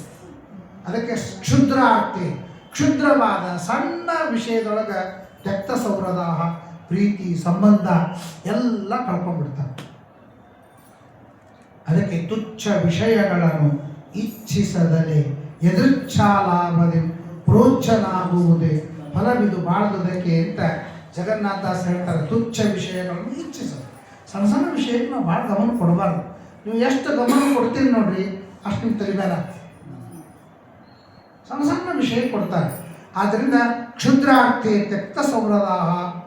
ಸಾಕಷ್ಟು ಕುಟುಂಬಗಳನ್ನು ನಾವು ನೋಡ್ತೀವಿ, ನಂತರ ಬರ್ತಿರ್ತದೆ ಅಣ್ಣತಮ್ಮಂದ್ರ ದ್ವೇಷ, ತಲೆಮಾರ್ಗತ್ಲೇನೆ ಮಾತಾಡ್ಸಂಗಿಲ್ಲ. ಅವ್ರ ಮನೆಗೆ ಇವ್ರು ಹೋಗಂಗಿಲ್ಲ, ಇವ್ರ ಮನೆಗೆ ಅವ್ರು ಹೋಗಿಲ್ಲ, ಒಂದೇ ಎರಡೇ ಮಾತುಗಳು. ಅದ್ರ ನೀವು ಮೂಲ ಕಾರಣ ಕೇಳ್ರಿ, ಸಣ್ಣ ವಿಷಯ, ಅಗ್ರಿ ಸಣ್ಣ ವಿಷಯ. ನಾನು ಎಲ್ಲರಿಗೂ ಇದನ್ನು ಹೇಳ್ತೀನಿ, ನಮ್ಮ ಕಡೆಯಿಂದಲೂ ತಪ್ಪಾಗಿರ್ತಾವ, ನಿಮ್ಮ ಕಡೆಯಿಂದಲೂ ತಪ್ಪಾಗಿರ್ತಾವ. ಅದನ್ನು ಮರೆತರೇನೇ ಪ್ರೀತಿಯಿಂದ ಇರ್ಲಿಕ್ಕೆ ಆಗ್ತದೆ ಹೊರತು ಸಣ್ಣ ಮಕ್ಕಳು ನೋಡ್ರಿ, ನೀವು ಸಣ್ಣ ಮಕ್ಕಳ ಖುಷಿ, ನೀವು ತಾಯಿನೋ ಯಾರೋ ಹೊಡೆದು ಬಿಡ್ತಾರೆ, ಅಳ್ಕೋತ ಹೋಗ್ತಾವ. ಆದರೆ ಇನ್ನು 2 ನಿಮಿಷಕ್ಕೆ ಮತ್ತೆ ಅವ್ರ ಹತ್ರ ಬಂದು ಕೂಡ್ತಾವ. ಬಾಲಕನಿಂದ ಏನು ಕಲ್ತಿ ಅಂತ ಭಾಗವತ ಕೇಳ್ತದೆ. ಬಾಲಕನಿಂದ ಏನು ಕಲ್ತಿ ಅಂದ್ರೆ ಮರೆಯೋದು ಕಲ್ತ ಅಂತ. ಯಾರು ಹೊಡೆದಿರ್ತಾರ ಅದನ್ನು ಮರ್ತು ಮತ್ತೆ ಅವ್ರ ಹತ್ರ ಹೋಗ್ತಾವ, ಅವ್ರ ಕಡೆಯಿಂದ ಸಿಗ್ತಾವ, ಅವ್ರ ಹತ್ರ ಮಲ್ಕೋತಾವ. ನೋಡ್ತೀವಿ ನೀವು ಸಣ್ಣ ಮಕ್ಕಳು, ನಾವು ಹೆಂಗಿರ್ತೀವಿ. ಅದ್ರ ಬಾಲಕರಾದ್ಮೇಲೆ ಮರೆಯೋರು ಅಂದ್ರೆ ಹೆಣ್ಣು ಭಾಳ ಲಘು ಮರೆತು ಬಿಡ್ತಾರೆ. ಗುರುವಾರದ ಜಗಳ ಆಡ್ತಾರೆ, ಶುಕ್ರವಾರ ಇಬ್ಬರು ಕೂಡ ಲಕ್ಷ್ಮೀ ಗುಡಿಗೆ ಹೋಗ್ತಾರೆ. ಆ ಗಂಡಸರು ಮಾತ್ರ ಹಂಗಲ್ಲ, ತಲೆಮಾರು ತನಕನೂ ಒಯ್ತಾರೆ, ಅದನ್ನು ಬಿಡೋದಿಲ್ಲ. ಕ್ಷುದ್ರಾರ್ಥೆ ತೆಕ್ತ ಸೌರದಾಹ ಅಂತಂತಾರೆ. ಕಲಿಯುಗದೊಳಗೆ ಸಣ್ಣ ವಿಷಯಕ್ಕೆ ಸಂಬಂಧ ಕೆಡಿಸ್ಕೊತಾರೆ, ಜಗಳಾಡ್ತಾರೆ, ಎಲ್ಲ ಪ್ರೀತಿ ಪ್ರೇಮ ಬಿಟ್ಬಿಡ್ತಾರೆ. ತೆಕ್ಷಂತಿ ಪ್ರಿಯಾನ್ ಪ್ರಾಣಾನ್ ಹನಿಷ್ಯಂತಿ ಸ್ವಕಾನಪಿ. ತಮ್ಮ ಸ್ವಕಾನಪಿ ತಮ್ಮವರಾದರೂ ಕೂಡ ಸಣ್ಣ ವಿಷಯದ ಬಗ್ಗೆ ಹನಿಷ್ಯಂತಿ, ಕೊಂದು ಹಾಕ್ಲಿಕ್ಕೂ ರೆಡಿ ಆಗ್ತಾರೆ. ಎಷ್ಟು ವಿಚಿತ್ರ ನೋಡಿ. ನಿನ್ನ ಒಂದು ಗೇಮ್ ಆಡಬೇಡವ, ಪರೀಕ್ಷೆ ಬಂದದ ಅಂತ ಆ ಹುಡುಗಿ ಹೇಳಿದ್ರೆ ಸೀದಾ ಮೇಲೆ ಕೆಳಗೆ ಹಾಕ್ಬಿಟ್ಟಾಳೆ, ಆತ್ಮಹತ್ಯೆ. ನೀ ಹಿಂಗೆ ಹೆಂಗೆ ಅಂದಿ, ನನಗೆ ಹೆಂಗೆ ಅಂದಿ ನೀನು ಅಂತ. ಇನ್ನೊಂದು ಬಿಟ್ಬಿಡ್ರಿ, ಇದೊಂದು ಯಾವುದೋ ಒಂದು ಗೇಮ್ ಬಂದುಬಿಟ್ಟದಂತ. ಆ ಗೇಮ್ದೊಳಗೆ ನಾನು ಆ ಗೇಮ್ದೊಳಗೆ ಸೋತಿದ್ದಕ್ಕೆ ಸೂಸೈಡ್ ಮಾಡ್ಕೊಂಡು ಎಷ್ಟೊಂದು ದುರ್ಘಟನೆ. ತಂದೆ ತಾಯಿಗಳು ಒಳ್ಳೆಯ ಮಾತನ್ನು ಹೇಳಬಾರ್ದು. ನೀನು ಅಭ್ಯಾಸ ಮಾಡು ಅಂತ ಅನ್ಬಾರ್ದು, ನೀನು ಮೊಬೈಲ್ ನೋಡಬೇಡ ಅಂತ ಅನ್ಬಾರ್ದು, ಏನೂ ಅನ್ಬಾರ್ದು, ಸರಿದು ಕೂಡಿಸುತ್ತೆ ಅನ್ಬಾರ್ದು. ಈ ಪರಿಸ್ಥಿತಿಯೊಳಗೆ ಬಂದಿದೆಲ್ಲ ಕಲಿಯುಗದ ಧರ್ಮ ಅಂತಂತ. ಕಲಿಯುಗದ ಧರ್ಮ ನಮ್ಮ ವೆಳ್ಳಕ್ಕೆ ಒದ್ದು ಹೊರಗೆ ಹಾಕಿದ್ರೆ ಎದ್ದು ಬರ್ತಿದ್ದೇವೆ ನಾವು. ನಮಗೆ 2 ಬಾಗಿಲಿರೋದು ಅದಕ್ಕೆ, ಇಲ್ಲಿ ಹೊರಗೆ ಹಾಕ್ತಿದ್ರೆ ಹಿತ್ತಲ ಬಾಗಿಲು ಒಳಗೆ ಹೋಗ್ಬಿಡ್ತಿದ್ದೇವೆ. ಇವತ್ತು ಸರಿ ಅನ್ಬಾರ್ದು ಕೂಡ ಅನ್ಬಾರ್ದು ಅಂತ ಪರಿಸ್ಥಿತಿ ನಮಗೆ ಬಂದ್ಬಿಟ್ಟದ. ಹಿಂದಿನ ಕಾಲಕ್ಕೆ ಮಗಳಿಗೆ ಉಪದೇಶ ಹೋಗ್ತಾ ಇರುವಾಗ ಅವಳಿಗೆ ಹೇಳ್ತಿದ್ರು, ಹತ್ತಿ ಅಂದ್ರೆ ನನ್ನ ತಾಯಿ ಅಂತ ತಿಳ್ಕೊ, ಏನು ಅಂದ್ರು ಏನು ಆಡಿದ್ರು ಅದನ್ನ ನಿನ್ನ ತಾಯಿ ಅಂದಾಳ ಅಂತ ತಿಳ್ಕೊಬೇಕು ಎಲ್ಲ ಹೇಳಿ ಕಳಿಸ್ತಿದ್ರು. ಹಂಗಿರ್ತಿದ್ರು. ಹಿಂಗಾಗಿ ಮತ್ತೆ ಪ್ರಶ್ನೆ ಬರ್ತಿಲ್ಲ. ಈಗ ಹೋಗೋ ಮುಂದಾಗ ಹೇಳ್ತಾರ, ಆಕಿ ಏನಾದರೂ ಬಾಳ ಹೆಚ್ಚಿದ್ರು ತಿಳ್ಕೊಂಡು ಇದು ಒಬ್ಬಕ್ಕೆ ಹಾಕ್ಲಿಕ್ಕೆ ನಮಗೇನು ಪ್ರಾಬ್ಲಮ್ ಇಲ್ಲ ಅಂತಾರೆ. ಅವಳಕ್ಕೆ ಹಂಗಿದ್ದಿದ್ದಿಲ್ಲ. ಅತ್ತೆ ಮಾವ ಗಂಜಿಕೊಂಡು ನಡೆಯಬೇಕಮ್ಮ ಮಗಳೇ, ಮನಶುದ್ಧಳಾಗಿ ಗಂಡನೊಡನೆ ಬಾಳಬೇಕಮ್ಮ ಅಂತ ಹೇಳ್ತಿದ್ರು. ಬುದ್ಧಿ ಮಾತು ಹೇಳಿದರೆ ಕೇಳಬೇಕಮ್ಮ ಮಗಳೇ, ಮನಶುದ್ಧಳಾಗಿ ಗಂಡನೊಡನೆ ಬಾಳಬೇಕಮ್ಮ, 10 ಮಂದಿ ಒಪ್ಪುವ ಹಾಗೆ ನಡೆಯಬೇಕಮ್ಮ, ಚಿತ್ತದೊಲ್ಲವನ ಅಕ್ಕರೆಯನ್ನು ಪಡೆಯಬೇಕಮ್ಮ, ಬುದ್ಧಿ ಮಾತು ಹೇಳಿದರೆ ಕೇಳಬೇಕಮ್ಮ ಅಂತನ್ನುವ ಒಂದಾನೊಂದು ಕಾಲದಲ್ಲಿ ಇವತ್ತಿನ ಕಾಲದಲ್ಲಿ ಎಷ್ಟು ಯಾವಾಗ ನಮ್ಮ ಮಗಳು ನಮ್ಮ ಮನೆಗೆ ಬಂದು ಕೂಡ್ತಾಳ ಅಂತನ್ನೋದು ಇವತ್ತು ಹೇಳಿಕ್ಕಾಗೋದಿಲ್ಲ. ಯಾಕಂದ್ರೆ ನಾವು ಮಕ್ಕಳನ್ನ ಹಂಗೆ ಬೆಳೆಸ್ತೀವಿ. ಯಾರೂ ಏನೋ ಅನ್ನಬಾರ್ದು, ಯಾರೂ ಹೊಡಿಬಾರ್ದು, ಯಾರೂ ಬೈಬಾರ್ದು ಅಂತ ಕಲಿಸಿದ್ರೆ, ಹಂಗಾರೆ ಆ ಗಂಡನ ಮನೆಯೊಳಗೆ ಎಲ್ಲರೂ ಹಂಗೆ ಇರ್ತಾರೆ. ನಮ್ಮ ಮನೆಯೊಳಗೆ ನಾವು ಅಷ್ಟು ಹೂವಿನಾಗ ನೋಡ್ಕೋತೀವಿ ಅಂತ ಮಾತ್ರಕ್ಕೆ ಅಲ್ಲಿ ಹೆಂಗೆ ನೋಡ್ಕೊತಾರೆ ಹೇಳ್ರಿ? ನೋಡ್ಕೊಳಕ್ಕೆ ಆಗೋದಿಲ್ಲ. ಅದು ಮದುವೆಯೊಳಗೆ ಸ್ಟಾರ್ಟ್ ಆಗ್ತದೆ. ಆ ಸೊಸಿ ಭಯಂಕರ ಆಭರಣ ಹಾಕ್ಕೊಂಡು ಭಾರಿ ರೇಷ್ಮೆ ಸೀರೆ ಉಟ್ಕೊಂಡು ನೋಡೋ ಮುಂದಾಗ ಅತ್ತಿ ಹೊಟ್ಟೆಗೆ ಹೊಟ್ಕಿಚ್ಚಿ ಬೀಳ್ತದಂತ. ಅದಕ್ಕೆ ತಾಯಿ ಹೊಟ್ಟೆ ಥಂಡಗಂತ ಒಂದು ಸೀರೆ ಕೊಡ್ತಾರೆ.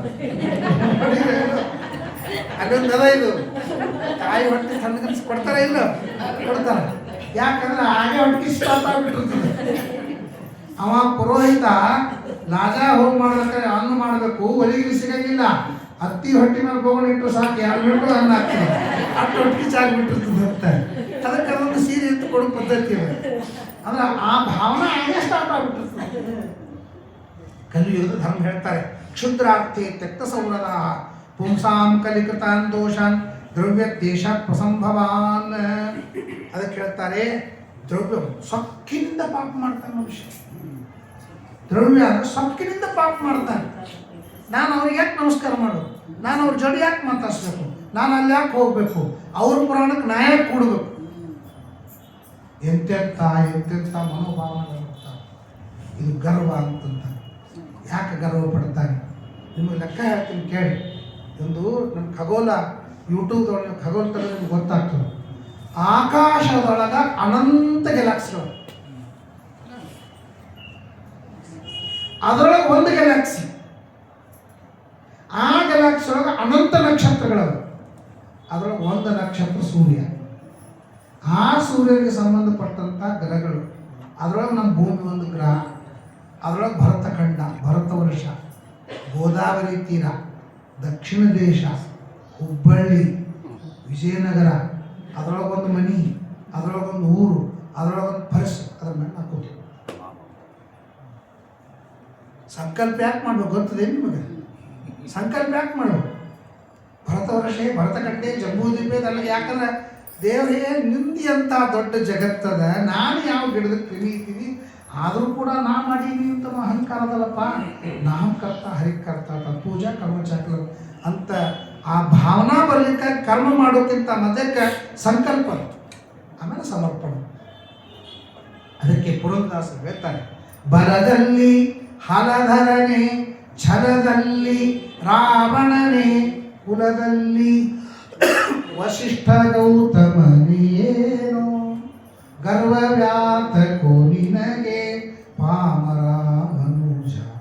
ಎಂತೆಂಥ ಜ್ಞಾನಗಳಾಗೋದ. ದಾನದಲ್ಲಿ ಕರ್ಣನೆ, ಗಾನದಲ್ಲಿ ನಾರದನೆ, ಜ್ಞಾನದಲ್ಲಿ ವ್ಯಾಸಗುಣಿ ಏನು ನೀನು. ಎಂತೆಂಥ ನಾ ದಾನ ಮಾಡ್ತೀನಿ ಅಂತ ಅಹಂಕಾರನ ಕರ್ಣ ಯದಿ ಕತ್ತರಿಸಿಕೊಂಡು ಒಳಗಿನ ಕವಚ್ಕೊಂಡು ಕೊಟ್ಟ ಅಂತಂದ್ರೆ ನಿಮಗೆ ಬರೇ ಹೇಳ್ತೀವಿ ಅಂತ, ನಾನು ಹೃದಯ ಕೊಟ್ಟಿನಿ ಪ್ರಿಯೇ, ನಾನು ಹೃದಯ ಕೊಟ್ಟೇನಿ ಪ್ರಿಯೇ, ಆಕೆ ಒಂದು ಚಾಕು ತಂದು ಕೊಟ್ಟರೆ ಕಿತ್ತು ಕೊಡ್ತೇನೆ ನಿನ್ನ ಹೃದಯ ಇಲ್ಲ. ಆ ಕರ್ಣ ತನ್ನ ಒಳಗಿನ ಕವಚ ಕುಂಡಲಗಳನ್ನು ಕಿತ್ತಿಕೊಟ್ಟ. ದಾನದಲ್ಲಿ ಕರ್ಣನೇ, ಗಾನದಲ್ಲಿ ನಾರದನೇ, ನಾರದರ ಹಾಡ ಹಾಡ್ಲಿಕ್ಕೆ ಹತ್ರ ದೇವರು ಬಂದು ಕುಣಿತಾನಂತ. ನರಕ ಕೃಷ್ಣ ನಾರಾಯಣ ಅಂತ ಅಂದ್ಕೊಂಡು ಎಲ್ಲ ಪಾಪಿಗಳು ಸ್ವರ್ಗಕ್ಕೆ ಶಿಫ್ಟ್ ಆಗ್ಬಿಟ್ರಂತ. ಪಾಪ ಯಮದೂತ ಏನೋ ಚಾಕುರಿಗೆ ಹೋಗಿದ್ದು ಬಂದು ನೋಡ್ತಾರೆ, ಪಾಪಿಗಳೇ ಇಲ್ಲ, ಪೂರ್ಣ ಬಾಜಾರ್ ಖಾಲಿ, ಏನೂ ಇಲ್ಲ. ಆಮೇಲೆ ಯಮಧರ್ಮರಾಜನಿಗೆ ಯಾಕೋ ಸ್ವಲ್ಪ ಆತಂಕ ಆಲಿಗತ್ತೆ, ಯಾಕಂದ್ರೆ ನಾವು ರೋಗಗಳು ಓದ್ರಿಂದ ಕೇಳ್ತಿರ್ಬೇಕು. ಯಾವಾಗ ಯಮಧರ್ಮರಾಜನ ಕಿವ್ಯಾಗ ಹಾಹಾಕಾರ ಆಕ್ರಂದ ಕೇಳ್ತಿರ್ಬೇಕು. ಸ್ಟೇಷನ್ ಬಾಜುಕಿದ್ದವ್ರಿಗೆಲ್ಲ ದಡ ದಡ ದಡ ದಡ ಅಂತ ಗಾಡಿ ಬಂದರೆ ನಿಂತು ಬರ್ತಾವೆ, ಈಗ ಮನೆಗಳು ಹೋಗ್ತಾವೆ. ಹಾಗಾಯ್ತು ಆ ಯಮಧರ್ಮರಾಜನಿಗೆಲ್ಲ ನಿಂತು ಬಿಡ್ತು. ಯಾಕ್ರಿ ಏನು ಶಾಂತದಲ್ಲ, ನರಕ ಶಾಂತದ ಅಂದ್ರೆ ಏನು ಅರ್ಥ? ಏನೂ ಆಗ್ತದಿಲ್ಲ, ಏನಿಲ್ಲ. ನಾರದರು ಬಂದಿದ್ರು, ಒಂದು ಹಾಡ ಹಾಡಿದ್ರು, ಎಲ್ಲ ಸ್ವರ್ಗಕ್ಕೆ ಹೋಗ್ಬಿಟ್ಟು ಅಂತಂತಾರೆ. ನಾವು ಹಾಡ್ತೇವ, ಅವ ಹಾಡಿದ್ರೆ ನರಕದ ಅನುಭವ ಆಗ್ತಿರ್ತದೆ ಅಂತ ಬೇಸರದ ಹಾಡು ಹಾಡ್ತಿರ್ತಾರೆ. ಗಾನದಲ್ಲಿ ನಾರದನೇ, ಜ್ಞಾನದಲ್ಲಿ ವ್ಯಾಸ ಮುನಿ, ಏನು ನೀನು ಗರ್ವವ್ಯಾತಕೋ ನಿನಗೆ ಪಾಮರ ಮನುಜ. ಏನು ಸೊಕ್ಕಿಗೆ ಬರ್ತಾನೆ, ಏನು ಸೊಕ್ಕಿಗೆ ಬರ್ತಾನೆ.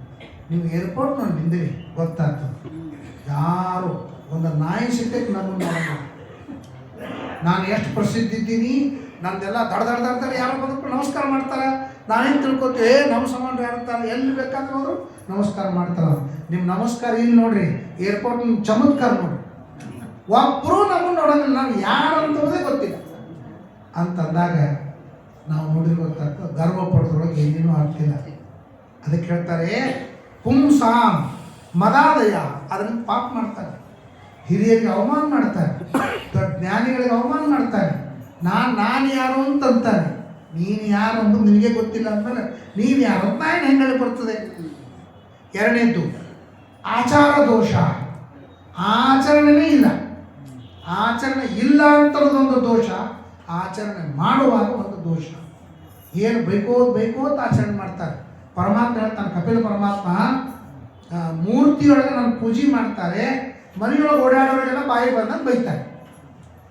ನಾನು ಮೂರ್ತಿಯೊಳಗೆ ಕಡಿಮೆ ಸನ್ನಿಧಾನದೊಳಗಿದ್ದೀನಿ, ಚೇತನ ಓಡಾಡುವ ಮನುಷ್ಯರೊಳಗೆ ಹೆಚ್ಚಿನ ಸನ್ನಿಧಾನದೊಳಗಿದ್ದೀನಿ. ಹೀಗಾಗಿ ಅವರನ್ನು ಸಂತೋಷಪಡಿಸಿದ್ರೆ ನಾನು ಭಾಳ ಪ್ರೀತಿ ಆಗ್ತೀನಿ. ಈ ಮೂರ್ತಿಯಲ್ಲಿ ಪೂಜೆ ಮಾಡೋಕ್ಕಿಂತ ಅವ್ರನ್ನ ಸಂತೋಷಪಡಿಸೋದು. ಮನೆಯೊಳಗಿದ್ದವ್ರಿಗೆಲ್ಲ ಅವಮಾನ ಮಾಡೋದು, ಬಾಯಿ ಬಂದಂಗೆ ಬೈಯೋದು, ಆ ಮೂರ್ತಿ ಮುಂದೆ ಕೂತು ಹರೇ ರಾಮ ಅಂತ ಅನ್ಕೋದು ಕೊಡೋದು. ಏನಿದ್ರು ಅರ್ಥ? ನಾನು ಏನು ಫಲ ಕೊಡಲಿ ಅಂತ ತಾಯಿಗೆ ಕಪಿಲ ಪರಮಾತ್ಮ ಹೇಳ್ತಾನಂತೆ. ಅದಕ್ಕೆ ಇನ್ನೊಬ್ಬರಿಗೆ ಬೈಯುವಾಗ ವಿಚಾರ ಮಾಡ್ಬೇಕಂತೆ, ನಾನು ಇವ್ರಿಗೆ ಬೈಲಿಗತ್ತಿಲ್ಲ, ಗುಹಾಶಯ ಇವ ನದೇಹ ಮಾನಿನಿ, ಅಲ್ಲಿದ್ದಂಥ ದೇವರಿಗೆ ಬೈಲಿಗತ್ತೀನಿ ಅಂತ ಅನ್ಕೋಬೇಕಂತ. ಯಾರು ಅನ್ಕೋತಾರೆ? ಬೈಯುವುದು ತನ್ನ ಧರ್ಮ ಅಂತ ತಿಳ್ಕೊಳ್ತಾರೆ. ಯಾರಿಗೂ ಬೈಬಾರ್ದು. ಆತ್ಮೋಪಮ್ಮೇನ ಸರ್ವತ್ರ. ಒಂದು ಕಥೆ ಹೇಳ್ತಾರೆ. ಒಂದು ಮನೆಯೊಳಗೆ ಒಂದು ಸಿಚುವೇಶನ್, ಒಂದು ಮನೆಯೊಳಗೆ ಅತ್ತಿ ಮಾವ ಎಲ್ಲರೂ ಕೂತಾರ.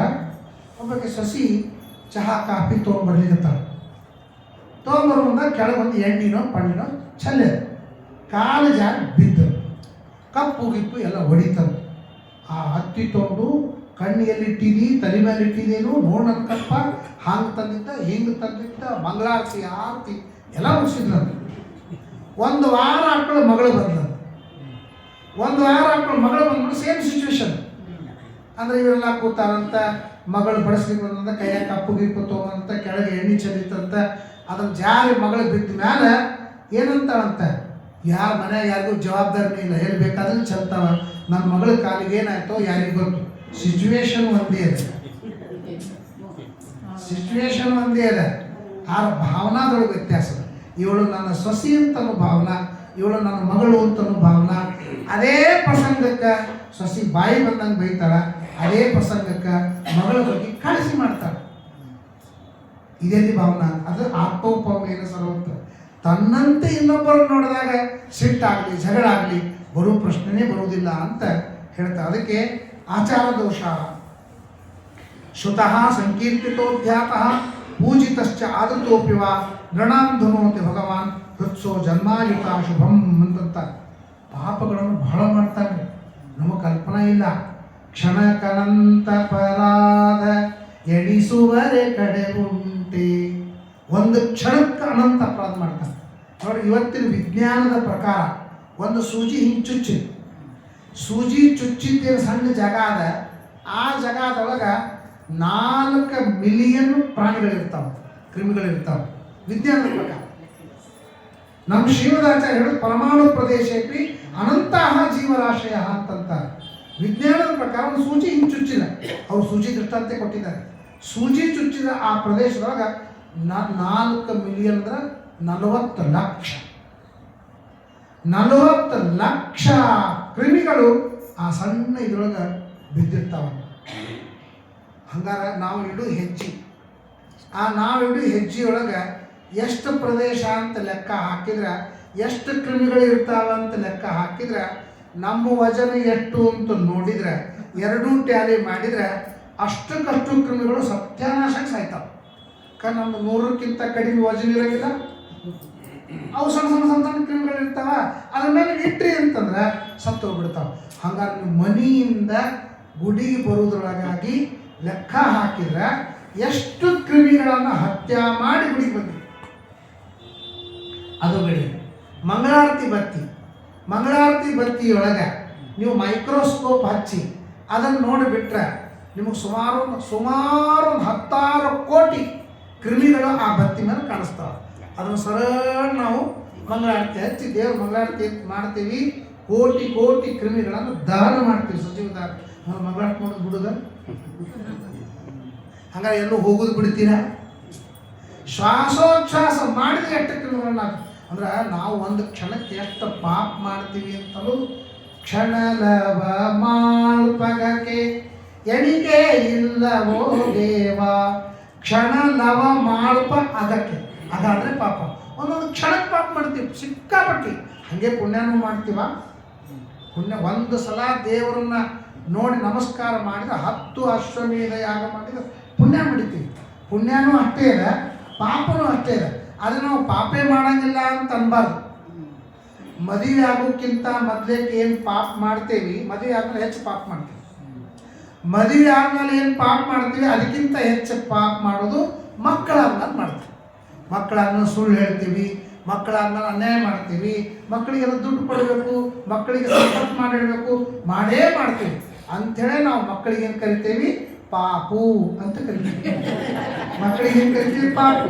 ಪಾಪ ಅಂದರೆ ಪಾಪ, ಸೇರಿಸಿದ್ರೆ ಅತಿಶಯ ಅಂತಂತ.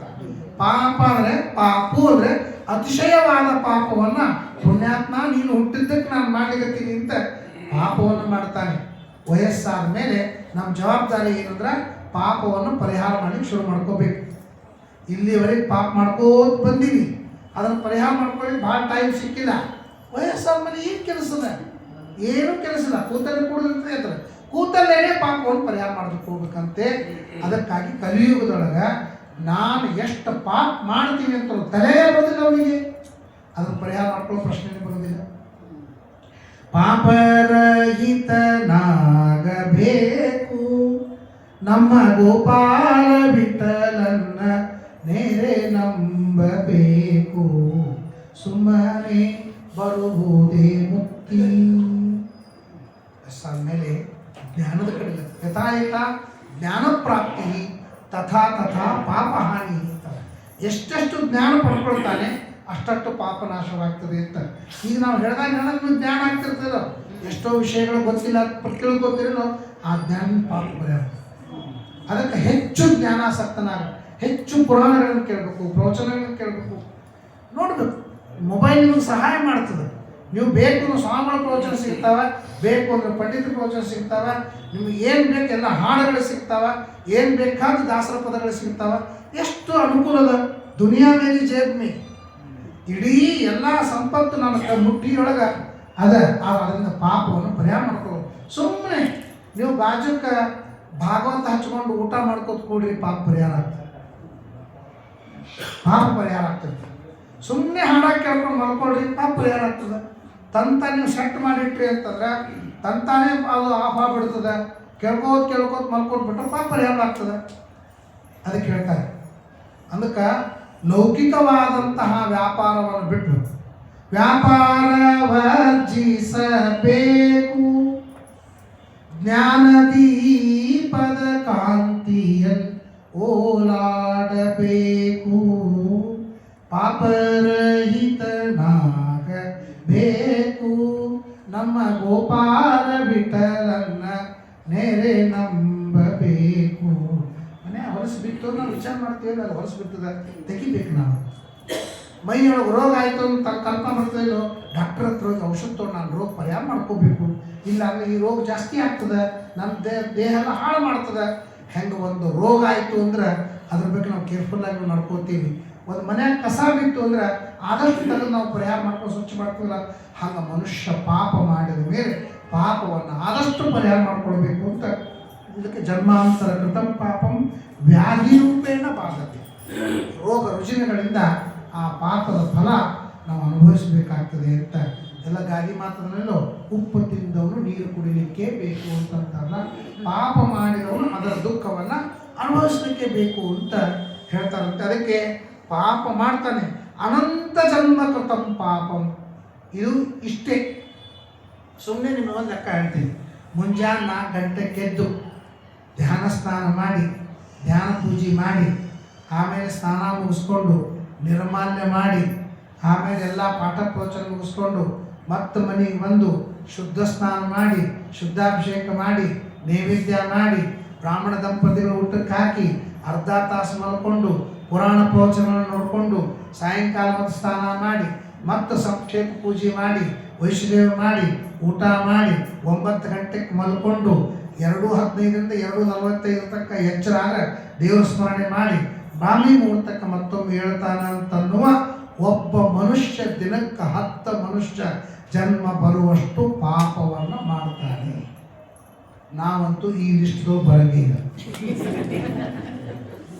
ಇಷ್ಟೆಲ್ಲ ಕೇರ್ಫುಲ್ ಆಗಿ ಜೀವನ ಮಾಡತಕ್ಕಂಥ ಒಬ್ಬ ವ್ಯಕ್ತಿ 10 ಮನುಷ್ಯ ಜನ್ಮ ಬರುವಷ್ಟು ಪ್ರತಿನಿತ್ಯ ಪಾಪ. ಅಂದರೆ ಒಂದು ಮನುಷ್ಯ ಜನ್ಮದಿಂದ ಇನ್ನೊಂದು ಮನುಷ್ಯ ಜನ್ಮಕ್ಕೆ ಎಷ್ಟು ಗ್ಯಾಪ್ ಅದ ಗೊತ್ತೇನು? 84 ಲಕ್ಷ ಜೀವರಾಶಿಯನ್ನು ದಾಟಿ ಬಂದ ಈ ಶರೀರ. ಈ ಶರೀರ ಯಾವುದು? 84 ಲಕ್ಷ ಜೀವರಾಶಿ. ಹೆಂಗಂತ ಅನ್ಬೇಡ್ರಿ, ಕೆಲವು ಜನ್ಮ ಹೆಂಗ ಒಂದು 15 ಸೆಕೆಂಡ್ ಆಯುಷ್ಯದ. ಕೆಲವು ಜೀವಗಳವ 15 ಸೆಕೆಂಡ. ಆ 15 ಸೆಕೆಂಡ್ ಹುಟ್ಟತಾವ, ಮದುವೆ ಆಗ್ತಾವ, ಮಕ್ಕಳಾಗ್ತಾವ, ಕುಟುಂಬ ಆಗ್ತಾವ ಅಂತ ಸತ್ಯನಾಶಕೋಗ್ಬಿಡ್ತಾವ. ನೀವು ದೀಪದ ಹುಳ ನೋಡ್ರಿ, ಇಲ್ಲ ಪ್ರವಚನ ಆಗೋ ಮುಂದಾಗ ದೀಪದ ಹುಳ ಬರ್ತಾವ, ಪ್ರವಚನ ಆಗಿ ಹೋಗೋ ಮುಂದಾಗ ಅಲ್ಲೇ ಸತ್ತಿರ್ತಾವ. ಒಂದು 15 ನಿಮಿಷದ ಆಯುಷ್ಯ ಇದ್ದವ್ರು ಇದ್ದಾರೆ, 15 ಸೆಕೆಂಡ್ ಆಯುಷ್ಯ ಇದ್ದಾರೆ. ಹಿಂಗೆ 84 ಲಕ್ಷ ಜೀವರಾಶಿಗಳು ಅವೆಲ್ಲ ದಾಟಿ ಒಂದು ಮನುಷ್ಯ ಜನ್ಮ ಬರ್ತದೆ. ಅಂದರೆ ಒಬ್ಬ ಮನುಷ್ಯ ಎಷ್ಟೇ ನಾನು ಪಾಪ ಮಾಡೋದಿಲ್ಲ ಅಂದರೂ ಕೂಡ ಎಷ್ಟು ನಾವು ರೋಗ ಬರಬಾರ್ದು ಅಂತ ಎಷ್ಟು ಕೇರ್ಫುಲ್ಲಾಗಿ ವಿಚಾರ ಮಾಡ್ತೀವಲ್ಲ. ರೋಗ ಬರಬಾರ್ದು, ನನಗೆ ಕೆಂಪು ಬರಬಾರ್ದು, ನೆಗಡಿ ಬರಬಾರ್ದು, ಡಯಾಬಿಟೀಸ್ ಆಗಬಾರ್ದು, BP ಆಗಬಾರ್ದು, ಏನೂ ಆಗಬಾರ್ದು ಅಂತ ಎಷ್ಟೇ ಆದರೂ ಮತ್ತದು ಬಂದೇ ಬರ್ತದೆ. ಇಲ್ಲ ಪಾಪ ವೈದ್ಯರು ಹೆಂಗೆ ಬದುಕಬೇಕು, ರೋಗ ಬಂದೇ ಬರ್ತದೆ. ಎಷ್ಟೇ ರೋಗ ಬರಬಾರ್ದು, ಮಹಾಪ್ರಯತ್ನ ಮಾಡಿದ್ರು ರೋಗ ಹೆಂಗೆ ಬರ್ತದೋ ಹಂಗೆ ಪಾಪ ಮಾಡಬಾರ್ದು ಅಂತ ಮಹಾಪ್ರಯತ್ನ ಮಾಡಿದರೂ ಪಾಪವನ್ನು ನಾವು ಮಾಡ್ತೀವಿ ಅಂತಂದಮೇಲೆ ಇನ್ನೇನೂ ವಿಚಾರ ಇಲ್ಲ ಅಂದೇನೆ, ಪಾಪದ ಬಗ್ಗೆ ಖಬರೇ ಇಲ್ಲ ಅಂತಿದ್ರೆ ಎಷ್ಟು ಪಾಪವನ್ನು ಮಾಡ್ತೀವಿ ವಿಚಾರ. ಅನಂತ ಪಾಪವನ್ನು ಮಾಡ್ತೀವಿ. ಅದನ್ನು ಪರಿಹಾರ ಮಾಡ್ಕೊಳ್ಳಿಕ್ಕಾಗಿ ಭಗವನ್ ನಾಮಸ್ಮರಣೆ ಮಾಡ್ಬೇಕಂತೆ. ಶ್ರುತಃ ಸಂಕೀರ್ತಿತೋತ್ಯಾತ ಪೂಜಿತಶ್ಚ ಆದೃತೋಪಿ ವಾ.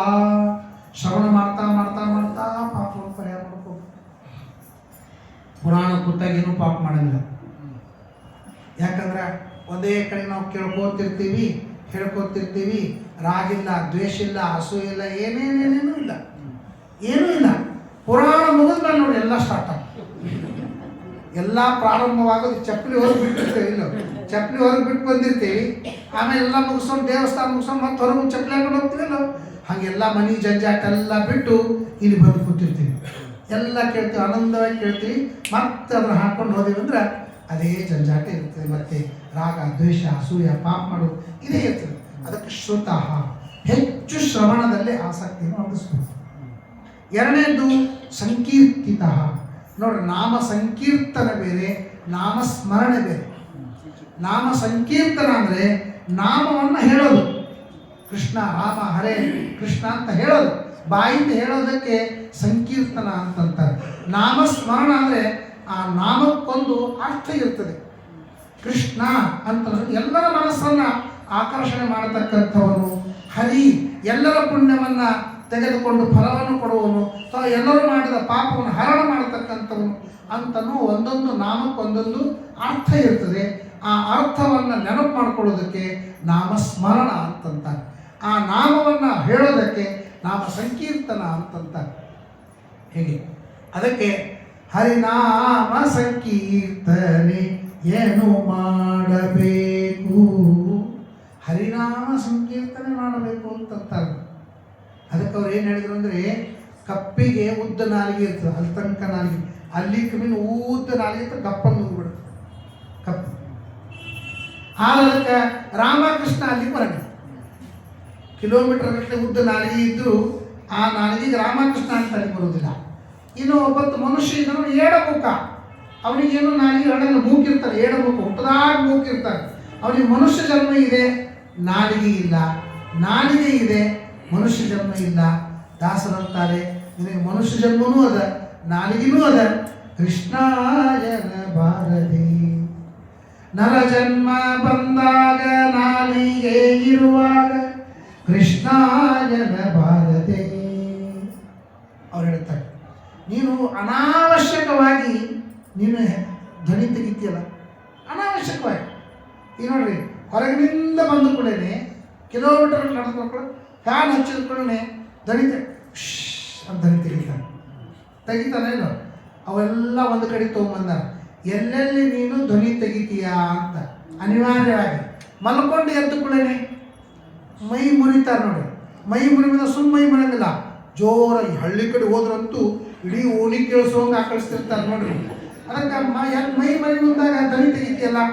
ಮಲಗೆತ್ತು ಮೈ ಮುರಿದು ಏಳು ತಲೊಮ್ಮೆ ಕೃಷ್ಣಾಯನ ಬಾರದೆ, ದೊಡ್ಡ ದಾರಿಯ ನಡೆವಾಗ ಭಾರವ ಬರುವಾಗ ಕೃಷ್ಣಾಯನ ಬಾರದೆ. ಎಲ್ಲೆಲ್ಲಿ ಧ್ವನಿ ತೆಗಿ. ಕಣ್ಣನ್ನ ಬಿಗಿದಪ್ಪಿ ಮುದ್ದಾಡುತ್ತಲೊಮ್ಮೆ ಕೃಷ್ಣಾಯನ ಬಾರದೆ, ಚಂದುಳ್ಳ ಹಾಸಿಗೆ ಮಲಗೂತಲೊಮ್ಮೆ. ಎಲ್ಲ ಕೆಲಸ ಮಾಡಿ ಸ್ವಲ್ಪ ಬೆನ್ನು ಹಚ್ಚಿ ಮಲ್ಕೊಂಡಾಗ ಆಗೊಮ್ಮ ಧ್ವನಿ ಬರ್ತದೆ. ಎಲ್ಲೆಲ್ಲಿ ನೀನು ಅನಿವಾರ್ಯವಾಗಿ ಧ್ವನಿ ತೆಗಿ, ಅಲ್ಲೆಲ್ಲೂ ನೀನು ಕೃಷ್ಣಾಯನ ಬಾರದೆ. ಪ್ರತ್ಯೇಕವಾಗಿ ಕೃಷ್ಣ ಅಂತಲಿಕ್ಕೆ ನಿಮ್ಮ ಟೈಮ್ ಇಲ್ಲದೆ ಇದ್ರೂ ಕೂಡ ಅನಿವಾರ್ಯವಾಗಿ ಎಲ್ಲಿ ಧ್ವನಿ ತೆಗಿತೀಯ ಅಲ್ಲಾದ್ರೂ ಕೃಷ್ಣ ಅಂದರೆ ಸಂಕೀರ್ತಿತ. ಧ್ಯಾತ, ಮೆಡಿಟೇಷನ್ ಬೇರೆ, ಧ್ಯಾನ ಬೇರೆ.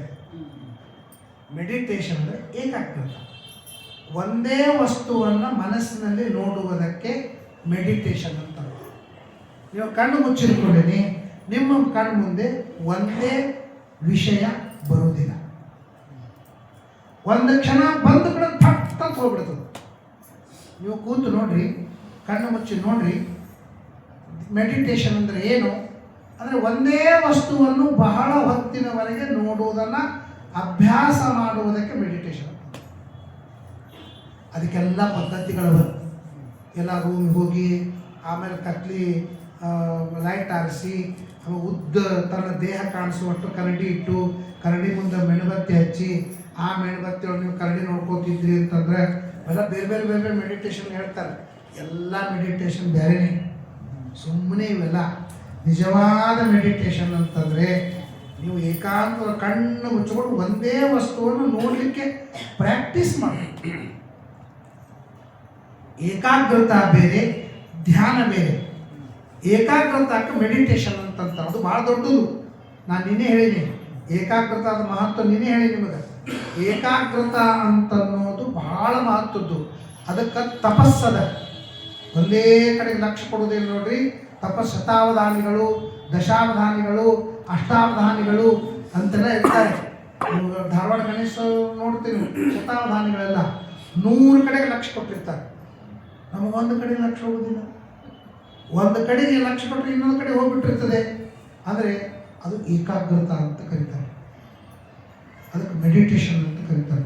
ಅದಕ್ಕೆ ನಮ್ಮಲ್ಲಿ ಏನು ಹೇಳ್ಯಾರ, ಏನೇ ನೋಡ್ಕೊಂಡು ಒಂದು ಮೂರ್ತಿ, ಯಾವ ಮೂರ್ತಿನ ಪ್ರದೇಶ ಗುರು ಒಂದು ಮೂರ್ತಿನ ಆರಿಸ್ಕೊಡಿ. ಕೃಷ್ಣನು, ರಾಮನು, ನರಸಿಂಹನು, ನಿಮಗೆ ಯಾವುದು ಚಂದ ಅನಿಸ್ತದೆ ಅದನ್ನು ಫೋಟೋ ಮಾಡ್ಕೊಳ್ಳಿ. ಸುಂದರವಾದ ಫೋಟೋ ಮಾಡ್ಕೊಳ್ಳಿ. ಸುಂದರವಾದ ಫೋಟೋ ಮಾಡಿಕೊಂಡು ನಿಮ್ಮ ಬೆಡ್ರೂಮ್ದೊಳಗೆ, ಅಡುಗೆ ಮನೆಯಾಗ, ಹೊರಗೆ ಹೋಗೋ ಮುಂದಾಗ ಯಾವಾಗ ಕಾರಣ ನೋಡ್ತೀವಿ ಅದು ಕಾಣಿಸ್ತಿರ್ಬೇಕು. ಯಾವುದನ್ನು ನಾವು ಪ್ರೀತಿಸ್ತೇವೆ, ಯಾರನ್ನು ನಾವು ಪ್ರೀತಿಸ್ತೇವೆ, ಕಣ್ಣು ಮುಚ್ಚಿದ ಕೂಡಲೇ ಅವ್ರ ಮನಸ್ಸಿನವ್ರು ಬರ್ತಾರೆ. ಇದನ್ನು ಈಗ ಮದ್ವೆ ಫಿಕ್ಸ್ ಆದಂಥ ಹುಡುಗ ಹುಡುಗಿರು ನೋಡಿ ನಿಮ್ಗೆ ಗೊತ್ತಾಗ್ತದೆ. ಅವ್ರು ವಾಟ್ಸಪ್ದಾಗ ಫೋಟೋ ಬಂದು ಬಿಟ್ಟಿರ್ತದೆ, ಆ ಫೋಟೋ ನೋಡಿರ್ತಾರೆ, ಕಣ್ಣು ಮುಚ್ಚಿದ್ರೆ ಸಾಕು ಅವ್ರದೇ ಬರ್ತದೆ. ಅಂದರೆ ಯಾರನ್ನ ನಾವು ಭಾಳ ಪ್ರೀತಿ ಮಾಡ್ತೀವಿ, ಈಗ ನಿಮ್ಮ ಮಕ್ಕಳ ಫೋಟೋ, ನಿಮ್ಮ ಮೊಮ್ಮಕ್ಕಳ ಫೋಟೋ ಅವ್ರು ನೋಡೋಕೆ ಹಿಂಗೆ ಬರೇ ಹೆಸರು ತೊಗೊಂಡು ಸಾಕು ನಿಮ್ಮ ಕಣ್ಮುಂದೆ ಬರ್ತದೆ. ಯಾಕೆ ದೇವ್ರ ಫೋಟೋ ಯಾಕೆ ಮನಸ್ಸಿನಾಗ ಬರೋಂಗಿಲ್ಲ ಅಂದರೆ ನಾವು ದೇವ್ರ ಮೇಲೆ ಪ್ರೀತಿ ಮಾಡೋಂಗಿಲ್ಲ. ಯಾರ ಮೇಲೆ ನಾವು ಭಾಳ ಪ್ರೀತಿ ಮಾಡ್ತೀವಿ ಅವ್ರದ್ದು ಚಿತ್ರ ಮನಸ್ಸಿನಾಗ ಬರ್ತದೆ ಅಂತ ಅನ್ನೋದಕ್ಕೆ ನಾವು ಅದನ್ನು ಯಾವುದನ್ನು ಭಾಳ ನೋಡ್ತೀವಿ ಅದರ ಚಿತ್ರ ನಮ್ಮ ಕಣ್ಮುಂದೆ ಬರ್ತದೆ. ಆದ್ದರಿಂದ ಯಾವಾಗಲೂ ಒಂದು ಮೂರ್ತಿಯನ್ನು ಅದನ್ನು ಪ್ರೀತಿಸಬೇಕು, ಅದನ್ನು ಪ್ರೀತಿಸಿ ಅದನ್ನು ಮನಸ್ಸಿನಾಗ ಬರುವಂತೆ ಮಾಡಬೇಕು. ಇದಕ್ಕೆ ನಾವೇಂತೇಳಿ ಧ್ಯಾನ ಅಂತ ಕರಿತೀವಿ. ಧ್ಯಾತಃ ಸಂಕೀರ್ತಿತಃ ಪೂಜಿತಶ್ಚ.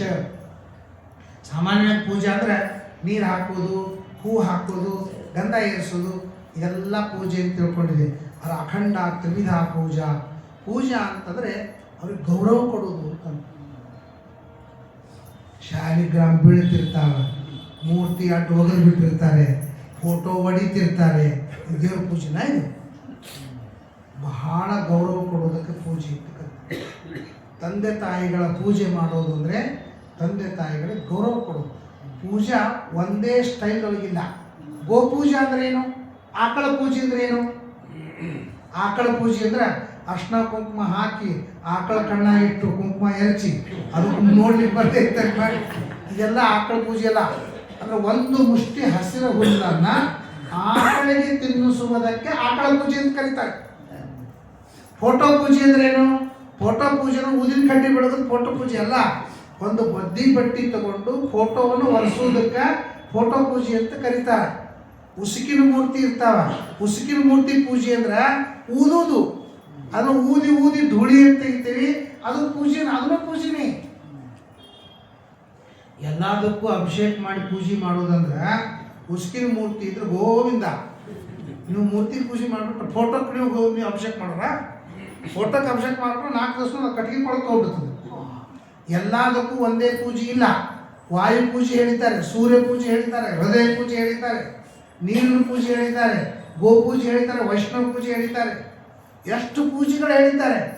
ಅವೆಲ್ಲ ಪೂಜೆ ಒಂದೇ ಪೂಜೆ ಅಂತಂದು ಮಾತ್ರಕ್ಕೆ ಒಂದೇ ತರಹದ್ದು ಅಲ್ಲ. ಒಂದೊಂದು ಕಾಲಕ್ಕೆ ಒಂದೊಂದು ಪೂಜೆ ಅಂತ ಪ್ರತ್ಯೇಕವಾಗಿ ಹೇಳಿದ್ದಾರೆ. ವೈಷ್ಣವ ಬಂಧು ಸಂಸ್ಕೃತ್ಯ. ಅತಿಥಿ ಪೂಜೆ ಅಂದ್ರೆ ಏನು? ಅವ್ರು ಬಂದು ದುಂಗಿ ತೊಗೊಂಡು ಅವ್ರು ತಲೆ ಮೇಲೆ ನೀರು ಹಾಕಿ ಅವ್ರಿಗೆ ಗಂಧ ಪೂಜೆ ಹಚ್ಚಿ ಬಾಯಾಗಿಟ್ಟು ಜೇನುತುಪ್ಪ ಹಾಕಿ ಅದಕ್ಕೆ ಅತಿಥಿ ಪೂಜೆ ಅಂತಂತಾರೆ. ಯಾರೂ ನಿಮ್ಮ ಮನೆ ಬರೋಂಗಿಲ್ಲ. ಆಮೇಲೆ ಅತಿಥಿ ಬಂಧು ಸಂಸ್ಕೃತ್ಯ. ನೀವು ಯಾರ ಮೇಲೆ ಭಾಳ ಪ್ರೀತಿ ಮಾಡ್ತೀರಿ ಅವರು ಬಂದಾಗ ಹೆಂಗೆ ಸತ್ಕಾರ ಮಾಡ್ತೀರಿ ಹಂಗೆ ಬಂದಂತಹ ವ್ಯಕ್ತಿಗೆ ಸತ್ಕಾರ ಮಾಡೋದಕ್ಕೆ ಅತಿಥಿ ಪೂಜಾ ಅಂತ ಕರೀತಾರೆ. ನಾವೇನು ಮಾಡ್ತೀವಿ? ಬರ್ರಿ ಅಂತಂತೀವಿ. ಬರ್ರಿ ಅಂತಂತೀವಿ ಇಲ್ಲೋ? ಇದು ಆವಾಹನಂ. ಆವಾಹನ ಅಂದ್ರೆ ಏನು? ಬರ್ರಿ ಅಂತ ಕರೀದು. ಬಾಗಿಲ ತೆಗಿತೀರಿ, ಬಾಗಿಲ ಬರ್ರಿ ಅಂತಂತೀರಿ. ಬೇಡ ನೀವು ಕನ್ನಡ ಮಾತಾಡಂಗಿಲ್ಲ ಅಂತ ಕನ್ನಡ ದ್ವೇಷಿದ್ರೆ ಕಮ್ಮಿನ್ ಅಂತಂತೀರಿ ಅಂತೀರಲ್ಲ. ಇದು ಇಂಗ್ಲೀಷ್ನೊಳಗೆ ಆವಾಹನ, ಇದು ಹಿಂದಿಯೊಳಗೆ ಆಯೆ ಬರ್ರಿ ಒಳಗೆ ಬರ್ರಿ ಅಂತ ಆವಾಹನ. ಎರಡನೇದೇನಂತೀರಿ? ಕೂಡ್ರಿ, ಆಸನ. ಒಂದು ಕುರ್ಚಿ ಮೇಲೆ ಕೂಡಿಸ್ತೀರಿ ಇಲ್ಲ, ಕೂಡ್ರಿ, ಇದು ಆಸನ ಅಂತಂತೀರಿ. ಆಮೇಲೆ ಏನು ಮಾಡ್ತೀರಿ? ಕಾಲು ತೊಳ್ಕೊಳ್ರಿ, ಪಾದ್ಯ. ಕೈ ತೊಳ್ಕೊಳ್ರಿ, ಆಚಮನ. ಬಾಯಿ ಮುಗಿಸ್ಕೊಳ್ರಿ, ಮುಖ ಪ್ರಕ್ಷಾಳನ. ಒಂದು ಕಪ್ ಕೊಡ್ತಿರಲ್ಲ, ಅದು ಮಧುಪರ್ಕ. ಸಿಹಿ ಕೊಡ್ತಿರಲಿಲ್ಲ, ಅದು ಮಧುಪರ್ಕ. ಆಮೇಲೆ ಜೋರ ಫ್ಯಾನ್ ಹಚ್ತೀರಿ, ಅದು ವ್ಯಸನ. ಟಿವಿ ಹಚ್ಚಿರ್ತೀರಿ, ನರ್ತನ. ನರ್ತನ ಇರ್ತದೆ ಇಲ್ಲ, ಅದು ನರ್ತನ. ಹೋಗಬೇಡ್ರಿ ಅಂತಂದ್ರೆ ವಿಸರ್ಜನ. ಅಂದ್ರೆ ಸಹಜವಾಗಿ ನಾವು ಷೋಡಶೋಪಚಾರ ಪೂಜೆಯನ್ನು ಪ್ರತಿಯೊಬ್ಬರಿಗೆ ಮಾಡಿ ಹೊಡ್ತೀವಿ. ಬರ್ರಿ ನೋಡ್ರಿ, ಹೋಗ್ರಿ, ತಿನ್ರಿ, ನೋಡ್ರಿ ಎಲ್ಲ ಮಾಡ್ತೀವಿ. ಒಂದೇ ಮಾಡಂಗಿಲ್ಲ ಆಂದೋಲನ ಸೇವಾ. ತೊಟ್ಲಾಗ ಒಂದು ಮಲಗಿಸಂಗಿಲ್ಲ. ಇದನ್ನು ಬಿಟ್ಟರೆ ಎಲ್ಲ ಥರದ ಪೂಜೆಯನ್ನು ನಾವು ಮಾಡೇ ಮಾಡ್ತೀವಿ. ಅದಕ್ಕೆ ಒಬ್ಬೊಬ್ಬರಿಗೆ ಒಂದೊಂದು ಪೂಜೆ ಇದೆ. ಎಲ್ಲ ಕಡೆಗೂ ಭಗವಂತನಿದ್ದಾನೆ ಅಂತನ್ನೋ ಪೂಜೆಯನ್ನು ಮಾಡ್ತೇವೆ. ಎಲ್ಲ ಕಡೆಗೂ ಭಗವಂತನಿದ್ದಾನೆ. ನಾನಾ ಮುಖಗಳಿಂದ ಪೂಜೆಯನ್ನು ತೆಗೆದುಕೊಳ್ತಾರೆ. ನಾವು ಮಕ್ಕಳಿಗೆ ಆಡಿಸ್ತೀವಿ, ಸಣ್ಣ ಮಕ್ಕಳಿಗೆ ಆಡಿಸ್ತೀವಿ, ಅಲ್ಲಿ ಕೃಷ್ಣ ಪರಮಾತ್ಮನ ಪೂಜೆ ಅಂತ ತಿಳ್ಕೋಬೇಕು. ಗಂಡನಿಗೆ ನಾವು ಸೇವೆ ಮಾಡ್ತೀವಿ, ಅಲ್ಲಿ ಭಗವಂತ ಪೂಜೆ ಮಾಡ್ತೀವಿ. ಒಬ್ಬ ಭಿಕ್ಷುಕ ಬಂದ ಅಂದರೆ ಅವನಿಗೆ ನಾವು ಸತ್ಕಾರ ಮಾಡಿದ್ರೆ ವಾಮನನ ಪೂಜೆ ಆಗ್ತದೆ. ಒಬ್ಬರು ಅತಿಥಿ ಊರಿಂದ ಬಂದರು ಅಂದ್ರೆ ಅವ್ರಿಗೆ ಅಭ್ಯಾಗತರು ಅವರ ರಾಮದೇವ್ರ ಪೂಜೆ ಆಗ್ತದೆ. ಒಬ್ಬ ಗುರುಗಳು ಬಂದರು ಅಂದ್ರೆ ಅವ್ರಿಗೆ ನಾವು ಸತ್ಕಾರ ಮಾಡಿದ್ರೆ ವೇದವ್ಯಾಸದೇವ್ರ ಪೂಜೆ ಆಗ್ತದೆ. ಒಬ್ರು ಹೇಳಾರ್ದೆ ಕೇಳಾರ್ದೆ ಬಂದರು ಅಂದ್ರೆ ವೈಶ್ವಾನರ ಪೂಜೆ ಅಂತ ಆಗ್ತದೆ. ಹೀಗೆ ಯಾರನ್ನೇ ನಾವು ಗೌರವಿಸಿ ತಿನ್ನಲಿಕ್ಕೆ ಉಳ್ಳಿಕ್ಕೆ ನೀರು ಕೊಟ್ಟಿವಿ ಅಂತಂದ್ರೆ ಪ್ರತಿಯೊಂದೂ ಪೂಜೆ ಅಂತ ಆಗ್ತದೆ. ಯಾಕಂದರೆ ಎಲ್ಲ ಕಡೆಗೂ ಭಗವಂತನಿದ್ದಾನೆ. ಕಂಡ ಕಂಡಲ್ಲಿ ತನ್ನ ಕಂಡು ಅರ್ಚಿಸುವ ತೊಂಡರ ಬಿಡೆನಾನೆಂದ. ಕಂಡ ಕಂಡಲ್ಲಿ ತನ್ನ ಕಂಡು ಅರ್ಚಿಸುವ, ಎಲ್ಲ ಕಡೆಗೂ ಪೂಜೆಯನ್ನು ಮಾಡಬೇಕಂತೆ. ಪೂಜಿತ ಆದೃತೋಪಿವ ನೃಣಾಂ ಧುನೋತಿ ಭಗವಾನ್. ಯಾಕೆ ಮಾಡಬೇಕು ಅಂದರೆ ನಾನು ಮಾಡಿದ ಪಾಪಗಳನ್ನು ತೊಳೆದುಕೊಳ್ಳುವುದಕ್ಕಾಗಿ ಮಾಡಬೇಕು. ತಿನ್ನೂ ಪಾಪ ಮಾಡಿ ನಾನು ಇನ್ನೊಬ್ಬರಿಗೆ ನನಗೆ 2 ಉಂಡೆ ಅವ್ರಿಗೆ 2 ಉಂಡೆ ಅವ್ರಿಗೆ 2 ಉಂಡೆ ಅಂತ ಇಟ್ಟಿರ್ತೇವೆ. ಇಲ್ಲೋ ರುಚಿ ಇತ್ತು ಅಂತಂದು ಯಾರ್ದೋ ಒಂದು ಎಟ್ಟೆ ಬಿಟ್ಟಿರ್ತೀವಿ. ತಿನ್ನೂ ಪಾಪ ಮಾಡಿರ್ತೇವೆ. ಯಾರ್ದು? ಅಕ್ಷರಶಃ ಮಹಾಭಾರತ ಹೇಳ್ತದೆ, ನಿನ್ನ ಹೊಟ್ಟಿ ತುಂಬಲಿಕ್ಕೆ 2 ಬಕ್ರಿ, 2 ಬಕ್ರಿಯಿಂದ ನೀನು ಹೊಟ್ಟಿ ತುಂಬುತ್ತಿತ್ತು ಅಂದ್ರೆ 3 ಬಕ್ರಿ ತಿಂದಿ ಅಂದ್ರೆ ಯಾವನೋ ಒಬ್ಬ ಹಸದಂತಹ ವ್ಯಕ್ತಿಯ 1 ಬಕ್ರಿಯನ್ನು ಕಸಗೊಂಡು ತಿಂದಂಥ ಪಾಪ ನಮಗೆ ಬರ್ತದೆ. ಯಾಕಂದರೆ ಹೊಟ್ಟಿ ತುಂಬಲಿಕ್ಕಾಗಿ ತಿನ್ನಬೇಕು, ಹೊಟ್ಟಿ ತುಂಬಿ ಆಗ್ಬಿಟ್ಟು. ನಿಮ್ಮ ಕುಕ್ಕರ್ ಇರ್ತದೇನ, ಮನೆ ಕುಕ್ಕರು ಸೀಟಿ ಊದ್ತದೇನ, ಅದಕ್ಕೆ ಕುಕ್ಕರ್ ಅಂತ ಯಾಕೆ ಹೆಸರು ಬಂತು? ಅದರ ಒಲೆ ಮೇಲೆ ಇಟ್ಟು ಟಿವಿ ಮುಂದೆ ಕುಕ್ಕರ್ ಸ್ಥಳ ಆದ್ದರಿಂದ ಅದಕ್ಕೆ ಕುಕ್ಕರ್ ಹೆಸರು. ಅದಕ್ಕೆ ಅದು ಏನು ಮಾಡ್ತದೆ? ಸೀಟಿ ಹೊಡಿತದೆ. ಅದು ಸೀಟಿ ಹೊಡಿತದೆ. ಸೀಟಿ ಹೊಡಿತಂದ್ರೆ ಅಲ್ಲಿ ಅಡಿಗೆ ಆಗ್ಯದ ಅಂತ. ಸೀಟಿ ಹೊಡಿತದಲ್ಲ, ಸೀಟಿ ಹೊಡಿತದ ಅಡಿಗೆ ಆಗ್ಯದ ಅಂತ ಅರ್ಥ. ಅದು ನಮ್ಮ ದೇಹನ ಕುಕ್ಕರ್ ಇದ್ದಾಗ ಅದ. ನೀವು ತಿನ್ನೋ ಮುಂದೆ ಅದೊಂದು ಸೀಟಿ ಹೊಡಿತದೆ. ಆ ಕರಳದೊಳಗೆ ಅನ್ನ, ನೀರು, ಗಾಳಿ ತುಂಬ್ಕೊತ ಹೋಗ್ಬೇಕು. ಇಷ್ಟು ಅನ್ನ ತುಂಬಬೇಕು, ಇಷ್ಟು ನೀರು ತುಂಬಬೇಕು, ಇಷ್ಟು ಗಾಳಿ ತುಂಬಬೇಕು, ಸ್ಪೇಸ್ ಬಿಡಬೇಕು. ಅದೇನು ಮಾಡ್ತದೆ? ಇಷ್ಟು ನೀರು ತುಂಬ ಬರೋಬ್ಬರಿ ಆ ಲೆವೆಲಿಗೆ ಬಂತಂದ್ರೆ ಬಂತು ಢೇಕರಿಗೆ ಬರ್ತದೆ. ಇದೇ ಕುಕ್ಕರ್ ಸಿಟಿ. ನಿಮಗೆ ಢೇಕರಿಗೆ ಬಂತು ಅಂತಂದ್ರೆ ನೀವು ಸ್ಟಾಪ್ ಮಾಡಬೇಕು, ಊಟ ಮಾಡಬಾರ್ದು. ಇನ್ನು 2 ಮಿನಿಟ್ ಹಾಕೊಂಡು ನಿಮ್ಗೆ ಮೆಸೇಜ್ ಕೊಡ್ತದೆ ಹೊಟ್ಟೆ ತುಂಬಿದಂತ. ಅಲ್ಲಿ ತನಕ ಅದು ಮೆಸೇಜ್ ಕೊಡುವುದಿಲ್ಲ. ಆ ಊಟ ನಿಲ್ಲಿಸಿದ್ರಿ ಅಂತಂದ್ರೆ ನಿಮಗೆ ತಿಂದಂತಹ ಪಾಪಗಳು ಬರುವುದಿಲ್ಲ. ಪಲ್ಯ ಚಟ್ನಿ ರುಚಿಯಾಗಿದೆ ಅಂತೇಳಿ ಇನ್ನೊಂದು ಬಕ್ರಿ ಹಾಕ್ಸ್ಕೊಂಡ್ರಿ ಅಂತಂದ್ರೆ ಯಾವನೋ ಒಬ್ಬ ಹಸದಂತಹ ವ್ಯಕ್ತಿಗೆ ಆ 1 ಬಕ್ರಿ ಹೋಗಬೇಕಾಗಿತ್ತು. ಅದನ್ನು ಕಸಿದುಕೊಂಡು ಅಪಾರ ಮಾಡಿ ತಿಂದಂತಹ ಪಾಪ ಬರ್ತದೆ. 2 ಬಕ್ರಿ ತಿಂದದ್ದು ವೈಶ್ವಾನರ ಯಜ್ಞ ಆಗ್ತದೆ. 3ನೇ ಭಕ್ಷ್ಯ ರಾಕ್ಷಸ ಭೋಜನವಾಗ್ತದೆ ಅಂತ ಮಹಾಭಾರತ. ಎಷ್ಟು ಸೂಕ್ಷ್ಮ. ಹಾಗೆ ನೀರು, ಹಾಗೆ ಹಾಲು, ಏನು ಹಾಗೆ ಬಟ್ಟಿ ಬರಿ ಏನೇ ಇದ್ರೂ ಕೂಡ ನಿನಗೋಸ್ಕರವಾಗಿ ಅಂತ ಇಷ್ಟು ಅದ. ಅದಕ್ಕಿಂತಲೂ ಹೆಚ್ಚಿನದನ್ನು ಮಾಡಿದರೆ ಇನ್ನೊಬ್ಬರನ್ನು ಕಸಿದುಕೊಂಡು ಭೋಗ ಮಾಡಿದಂಥ ಪಾಪ ಬರುತ್ತದೆ. ಇಂತಹ ಎಣಿಸ್ತಾ ಹೋಗ್ಬಿಟ್ರೆ ಒಂದು ದಿವಸಕ್ಕೆ, ಒಂದು ಕ್ಷಣಕ್ಕೆ ಅನಂತ ಅಪರಾಧ ಎಣಿಸುವರೆ ಕಡೆ ಉಂಟೆ ಅಂತ ದಾಸರು ಹೇಳ್ತಾರಂತೆ. ಅಷ್ಟು ಪಾಪವನ್ನು ಮಾಡಿದ್ದೇನೆ, ಅದನ್ನು ಪರಿಹಾರ ಮಾಡ್ಕೊಳ್ಳೋ ಜವಾಬ್ದಾರಿ ಅದನ್ನು. ಮನೆಯೊಳಗೊಂದು ಕನ್ಸ್ಟ್ರಕ್ಷನ್ ನಡೀತು ಅಂತಂದರೆ ಎಷ್ಟು ವರ್ಷ, ಎಷ್ಟು ದಿವಸ. ಆಮೇಲೆ ನೀವು ಟೆನ್ಷನ್ ಆಗ್ತದೆ, ಅಯ್ಯೋ ಇಷ್ಟೆಲ್ಲ ದೂಸ ತೆಗಿಬೇಕು, ಇಷ್ಟೆಲ್ಲ ತೊಳಿಬೇಕು, ಇಷ್ಟೆಲ್ಲ ಒರೆಸ್ಬೇಕು, 1 ದಿವಸದ ಕೆಲಸ, 2 ದಿವಸದ ಕೆಲಸ. ವಿಚಾರ ಮಾಡ್ತೀರಲ್ಲೋ, 15 ದಿವಸ ಊರಿಗೆ ಹೋದ್ರಿ ಅಂದರೆ ಅಯ್ಯೋ ಮನೆ ರಂದಿ ಇಷ್ಟು ಬಿತ್ತು ಆಗ್ತದೆ ಇಲ್ಲೋ. ಹಂಗೆ ಪಾಪದ ಬಗ್ಗೆ ಆಗ್ಬೇಕಂತ ಎಷ್ಟು ಜನ್ಮಗಳಿಂದ ಆ ಪಾಪಗಳು ತುಂಬಿಕೊಂಡು ಶೇಖರಣೆ ಆಗಿ ಉಳಿದು ಬಿಟ್ಟಿವೆ. ಅದಕ್ಕೆ ಅನಂತ ಜನ್ಮ ಕೃತಂ ಪಾಪಂ, ಅನಂತ ಜನ್ಮದವರೆಗೆ ಪಾಪವನ್ನು ಮಾಡಿದ್ದೇನೆ. ಎಷ್ಟೋ ಪಾಪಗಳು ನಮಗೆ ಗೊತ್ತೇ ಇಲ್ಲ. ಯಾವ ಜನ್ಮದ ಪುಣ್ಯನೂ ಮಾಡಿಲ್ಲ. ಮತ್ತಂದ್ರೆ ಹೋದ ಜನ್ಮದೊಳಗೆ ಆಣಿಯಾಗಿದ್ದ, ನಾನು ಅಂಬಾರಿ ಮೇಲೆ ವೆಂಕಟೇಶ್ವರನ್ನು ಕೂಡಿಸ್ಕೊಂಡು ಮೆರವಣಿಗೆ ಮಾಡ್ಯಾರ, ನನಗೇನು ಗೊತ್ತದ? ನನ್ನ ಬೆನ್ನ ಮೇಲೆ ವೆಂಕಟೇಶ್ವರ ಕೂತಾರ, ನನ್ನ ಬೆನ್ನ ಮೇಲೆ ವೆಂಕಟೇಶ್ವರ ಕೂತ್ಕೊಂಡು ನಾನು ಮೆರವಣಿಗೆ ಮಾಡ್ಲಿಕ್ಕತ್ತೀನಿ ಅಂತ ನನ್ನ ಭಾವನೆ ಇತ್ತೇನು? ಭಾವನೆ ಇದ್ದಿದ್ದಿಲ್ಲ. ಆದರೂ ಪುಣ್ಯದ ಕೆಲಸ ಮಾಡಿ ನಾನು ಪಾಪದ ಕೆಲಸನೂ ಮಾಡೀನಿ, ಪಾಪ ಮಾಡೀನಿ ಅಂತ ಗೊತ್ತಿಲ್ಲ, ಪುಣ್ಯ ಮಾಡೀನಿ ಅಂತ ಗೊತ್ತಿಲ್ಲ, ಏನೇನೋ ಮಾಡಲ್ಲ. ಈ ಜನ್ಮದಲ್ಲಂತೂ ಎಲ್ಲ ಕಲ್ಪನಾ ಅದಲ್ಲ. ಪಾಪ ಅಂದ್ರೇನು, ಪುಣ್ಯ ಅಂದ್ರೇನು, ಅದನ್ನು ಪರಿಹಾರ ಮಾಡ್ಕೊಳ್ಳೋದು ಅಂದ್ರೇನು, ಎಲ್ಲ ನಮ್ಮ ಪ್ರಕ್ರಿಯೆಗಳು ಗೊತ್ತವೆ. ಯಾವಾಗ ಮನುಷ್ಯ ಜನ್ಮದೊಳಗೆ ಗೊತ್ತದ ಹಾಗೆ ಪರಿಹಾರ ಮಾಡ್ಕೋ. ಮುಂದಿನ ಜನ್ಮ ಮನುಷ್ಯ ಜನ್ಮ ಬರ್ತದಂತೂ ಗ್ಯಾರಂಟಿ ಇಲ್ಲ. ಅದಕ್ಕಾಗಿ ಭಾಗವತ ಹೇಳ್ತದೆ, ಬಹುಜನ್ಮ ಕೃತಂ ಪಾಪಂ. ಈ ಜನ್ಮ ಅಲ್ಲ, ಬಹುಜನ್ಮ ಕೃತವಾದಂತಹ ಪಾಪಗಳಿವೆ. ಅದನ್ನೆಲ್ಲ ಪರಿಹಾರ ಮಾಡ್ಕೊಳ್ಳಿಕ್ಕೆ ಪ್ರಯತ್ನವನ್ನು ಮಾಡು ಅಂತಾರೆ. ಅದಕ್ಕೆ ಕನ್ಯದನವ ಮಾಡಲರಿಯೇ ನಾನುನ್ನ ಸ್ವರ್ಣದನದ ಮತ್ತು ಸೊಗಸದು ಕಿವಿಗೆ. ಕನ್ಯಾದಾನ ಮಾಡಿಲ್ಲ, ಸ್ವರ್ಣದಾನ ಮಾಡಿಲ್ಲ, ಅದನ್ನು ಕನಸಿನೊಳಗೂ ಕಂಡಿಲ್ಲ. ಅನ್ಯಾಯವ ಮಾಡಿ ಹರಿವಿನ ಮರೆವಕ್ಕೆ ಬೆಣ್ಣೆ ಕಳ್ಳನೆ ಮುದ್ದು ಚಿನ್ನ ಕೃಷ್ಣಯ್ಯ. ಸರ್ವಾಪರಾಧವನು ಕ್ಷಮಿಸಯ್ಯ ಎನ್ನ ಸರ್ವಾಂಧಕಾರವನು ಬಿಡಿಸಿ ರಕ್ಷಿಸೋ.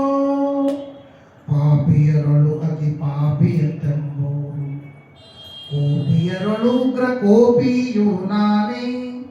ಕೋಪತಮದಲಾದಿಯನ್ನೆಲ್ಲ ಗುಣ ಮಾಡಿ ಶ್ರೀಪತಿಯೇ ನೀ ಸಲಹೋ ಕರುಣಾಗಿ. ಎಷ್ಟು ತರಹದ ಮಾತನ್ನು ಹೇಳಿದ್ದಾರೆ. ಇಷ್ಟು ಪಾಪವನ್ನೇ ಮಾಡಿದ್ದೆ ಸಾಕು ಅಂತ ಒಂದು ಕಡೆ ಬಿಡ್ತಾರೆ. ನಾನು ಎಷ್ಟು ಪಾಪ ಮಾಡಿದ್ದು ನಿನಗೆ ಗೊತ್ತಿಲ್ಲ, ಸರ್ವಜ್ಞ, ಅನಂತ ಜನ್ಮಂತೆ ನನಗೆ ಗೊತ್ತು, ನನ್ನ ಬಗ್ಗೆ ನಿನಗೆ ಗೊತ್ತದ, ನಂದೆಲ್ಲ ಫೈಲ್ ನಿನ್ನ ಹತ್ರ ಅದ. ನಾನು ಎಷ್ಟು ಪಾಪ ಮಾಡಿದ್ದು ನಿನಗೆ ಗೊತ್ತದ, ಇನ್ನೂ ನನ್ನ ಕಡೆಯಿಂದ ಪಾಪ ಮಾಡಿಸ್ತಿ, ನಿನಗೇನು ಅನಿಸಂಗಿಲ್ಲ. ಇಷ್ಟು ಪಾಪವನ್ನೇ ಮಾಡಿದ್ದೆ ಸಾಕು. ವ್ರತ ನಿಯಮ ಉಪವಾಸ ಒಂದಿನವೂ ಮಾಡಲಿಲ್ಲ, ಅತಿಥಿಗಳಿಗನ್ನವನು ನೀಡಲಿಲ್ಲ. ಶ್ರುತಿಶಾಸ್ತ್ರ ಪೌರಾಣ ಕಥೆಗಳನ್ನು ಕೇಳಲಿಲ್ಲ, ವ್ಯರ್ಥವಾಗಿ ಬಹುಕಾಲ ಗತವಾಯಿತಲ್ಲ. ಇಷ್ಟು ಪಾಪವನೇ ಮಾಡಿದ್ದೆ ಸಾಕು. ಇಷ್ಟು ಪಾಪ ಮಾಡಿ ನಾನು ಸಾಕಾಗ್ಯದಪ್ಪ, ಇನ್ನು ಕಡೆ ನಾನು ಪಾಪ ಮಾಡಿಸ್ಬೇಡ ಅಂತ ಒಂದು ಕಡೆ ಪುರಂದರದಾಸರು ಕೇಳ್ಕೊತಾರಂತೆ. ಅವೆಲ್ಲ ಪಾಪ ಪರಿಹಾರ ಮಾಡ್ಕೊಳ್ಳೋ ಜವಾಬ್ದಾರಿ ನಂದೇ. ಕಸ ಬಿದ್ದರೆ ಇನ್ನೊಬ್ರಿಗೆ ಹೇಳ್ಬೋದೇ ಕಸ ತೆಗಿ ಅಂತ. ಇದು ಯಾರು ಹೇಳೋದು? ಈ ಕಸ ಏನದ ನೋಡ್ರಿ, ಮನಸ್ಸು ಅಂತ ತಿಪ್ಪಿಯೊಳಗೆ ಬಿದ್ದಂಥ ಕಸ. ಇದನ್ನು ಪರಿಹಾರ ಮಾಡ್ಕೊಳ್ಬೇಕಾದ್ರೆ ನಾನೇ ಮಾಡ್ಕೋಬೇಕು, ಇನ್ನೊಬ್ಬರಿಗೆ ಮಾಡ್ಕೊಳ್ಳೋದು. ಯಾಕಂದ್ರೆ ಹೊಲಸು ಮಾಡಿದವನೇ ನಾನು. ನಮ್ಮಲ್ಲಿ ಅಂತಾರಲ್ಲ, ಹೊಲಸು ಮಾಡಿದ್ವಿ ಹುಡುಗ ಅಂತಂತಾರೆ. ನಾವೆಲ್ಲ ಹೆಂಗೆ ಮಾಡ್ತಿದ್ದೇವೆ ಗೊತ್ತದೇನು? ಇಲ್ಲಿ ಅವಲಕ್ಕಿ ತಿಂದು ಅಲ್ಲಿ ಹೋಗಿ ಕೊಡ್ತಿದ್ದೀವಿ. ಇಲ್ಲಿ ಕೂತು ಮತ್ತೆ ಕಸ ತೆಗಿ ಅಂತಾರೆ ಅಂತೇಳಿ ಇಲ್ಲಿ ತಿಂದು ಇಲ್ಲಿ ಕಸ ಹಾಕಿ ಅಲ್ಲಿ ಹೋಗಿ ಕೊಡೋದು ಅಭ್ಯಾಸಕ್ಕೆ. ಅದಕ್ಕೆ ಯಾರು ತಿಂದಿರಿ, ಯಾರು ಕಸ ಹಾಕಿರಿ ಅವರೇ ಕಸ ತೆಗಿಬೇಕು ಅಂತಂತಾರೆ. ಇಲ್ಲ, ಹಂಗೆ ಅನಂತ ಜನ್ಮಕೃತವಾದಂಥ ಪಾಪವಿದೆ. ಅದನ್ನು ಋಣಾಂ ಧುನೋತಿ ಭಗವಾನ್ ಹೃಸ್ತು ಜನ್ಮ ಆಯುತಾಯಿರೋ. ಹಾಗಾಗಿ ಯಾರು ಕಳೀತಾರೆ ಪಾಪ, ಯಾರು ಪರಿಹಾರ ಮಾಡಬೇಕು, ಯಾರಿಗೆ ನಾವು ಶರಣ ಹೋಗಬೇಕು? ಮುನ್ಸಿಪಾಲ್ಟಿಯವ್ರಿಗೆ.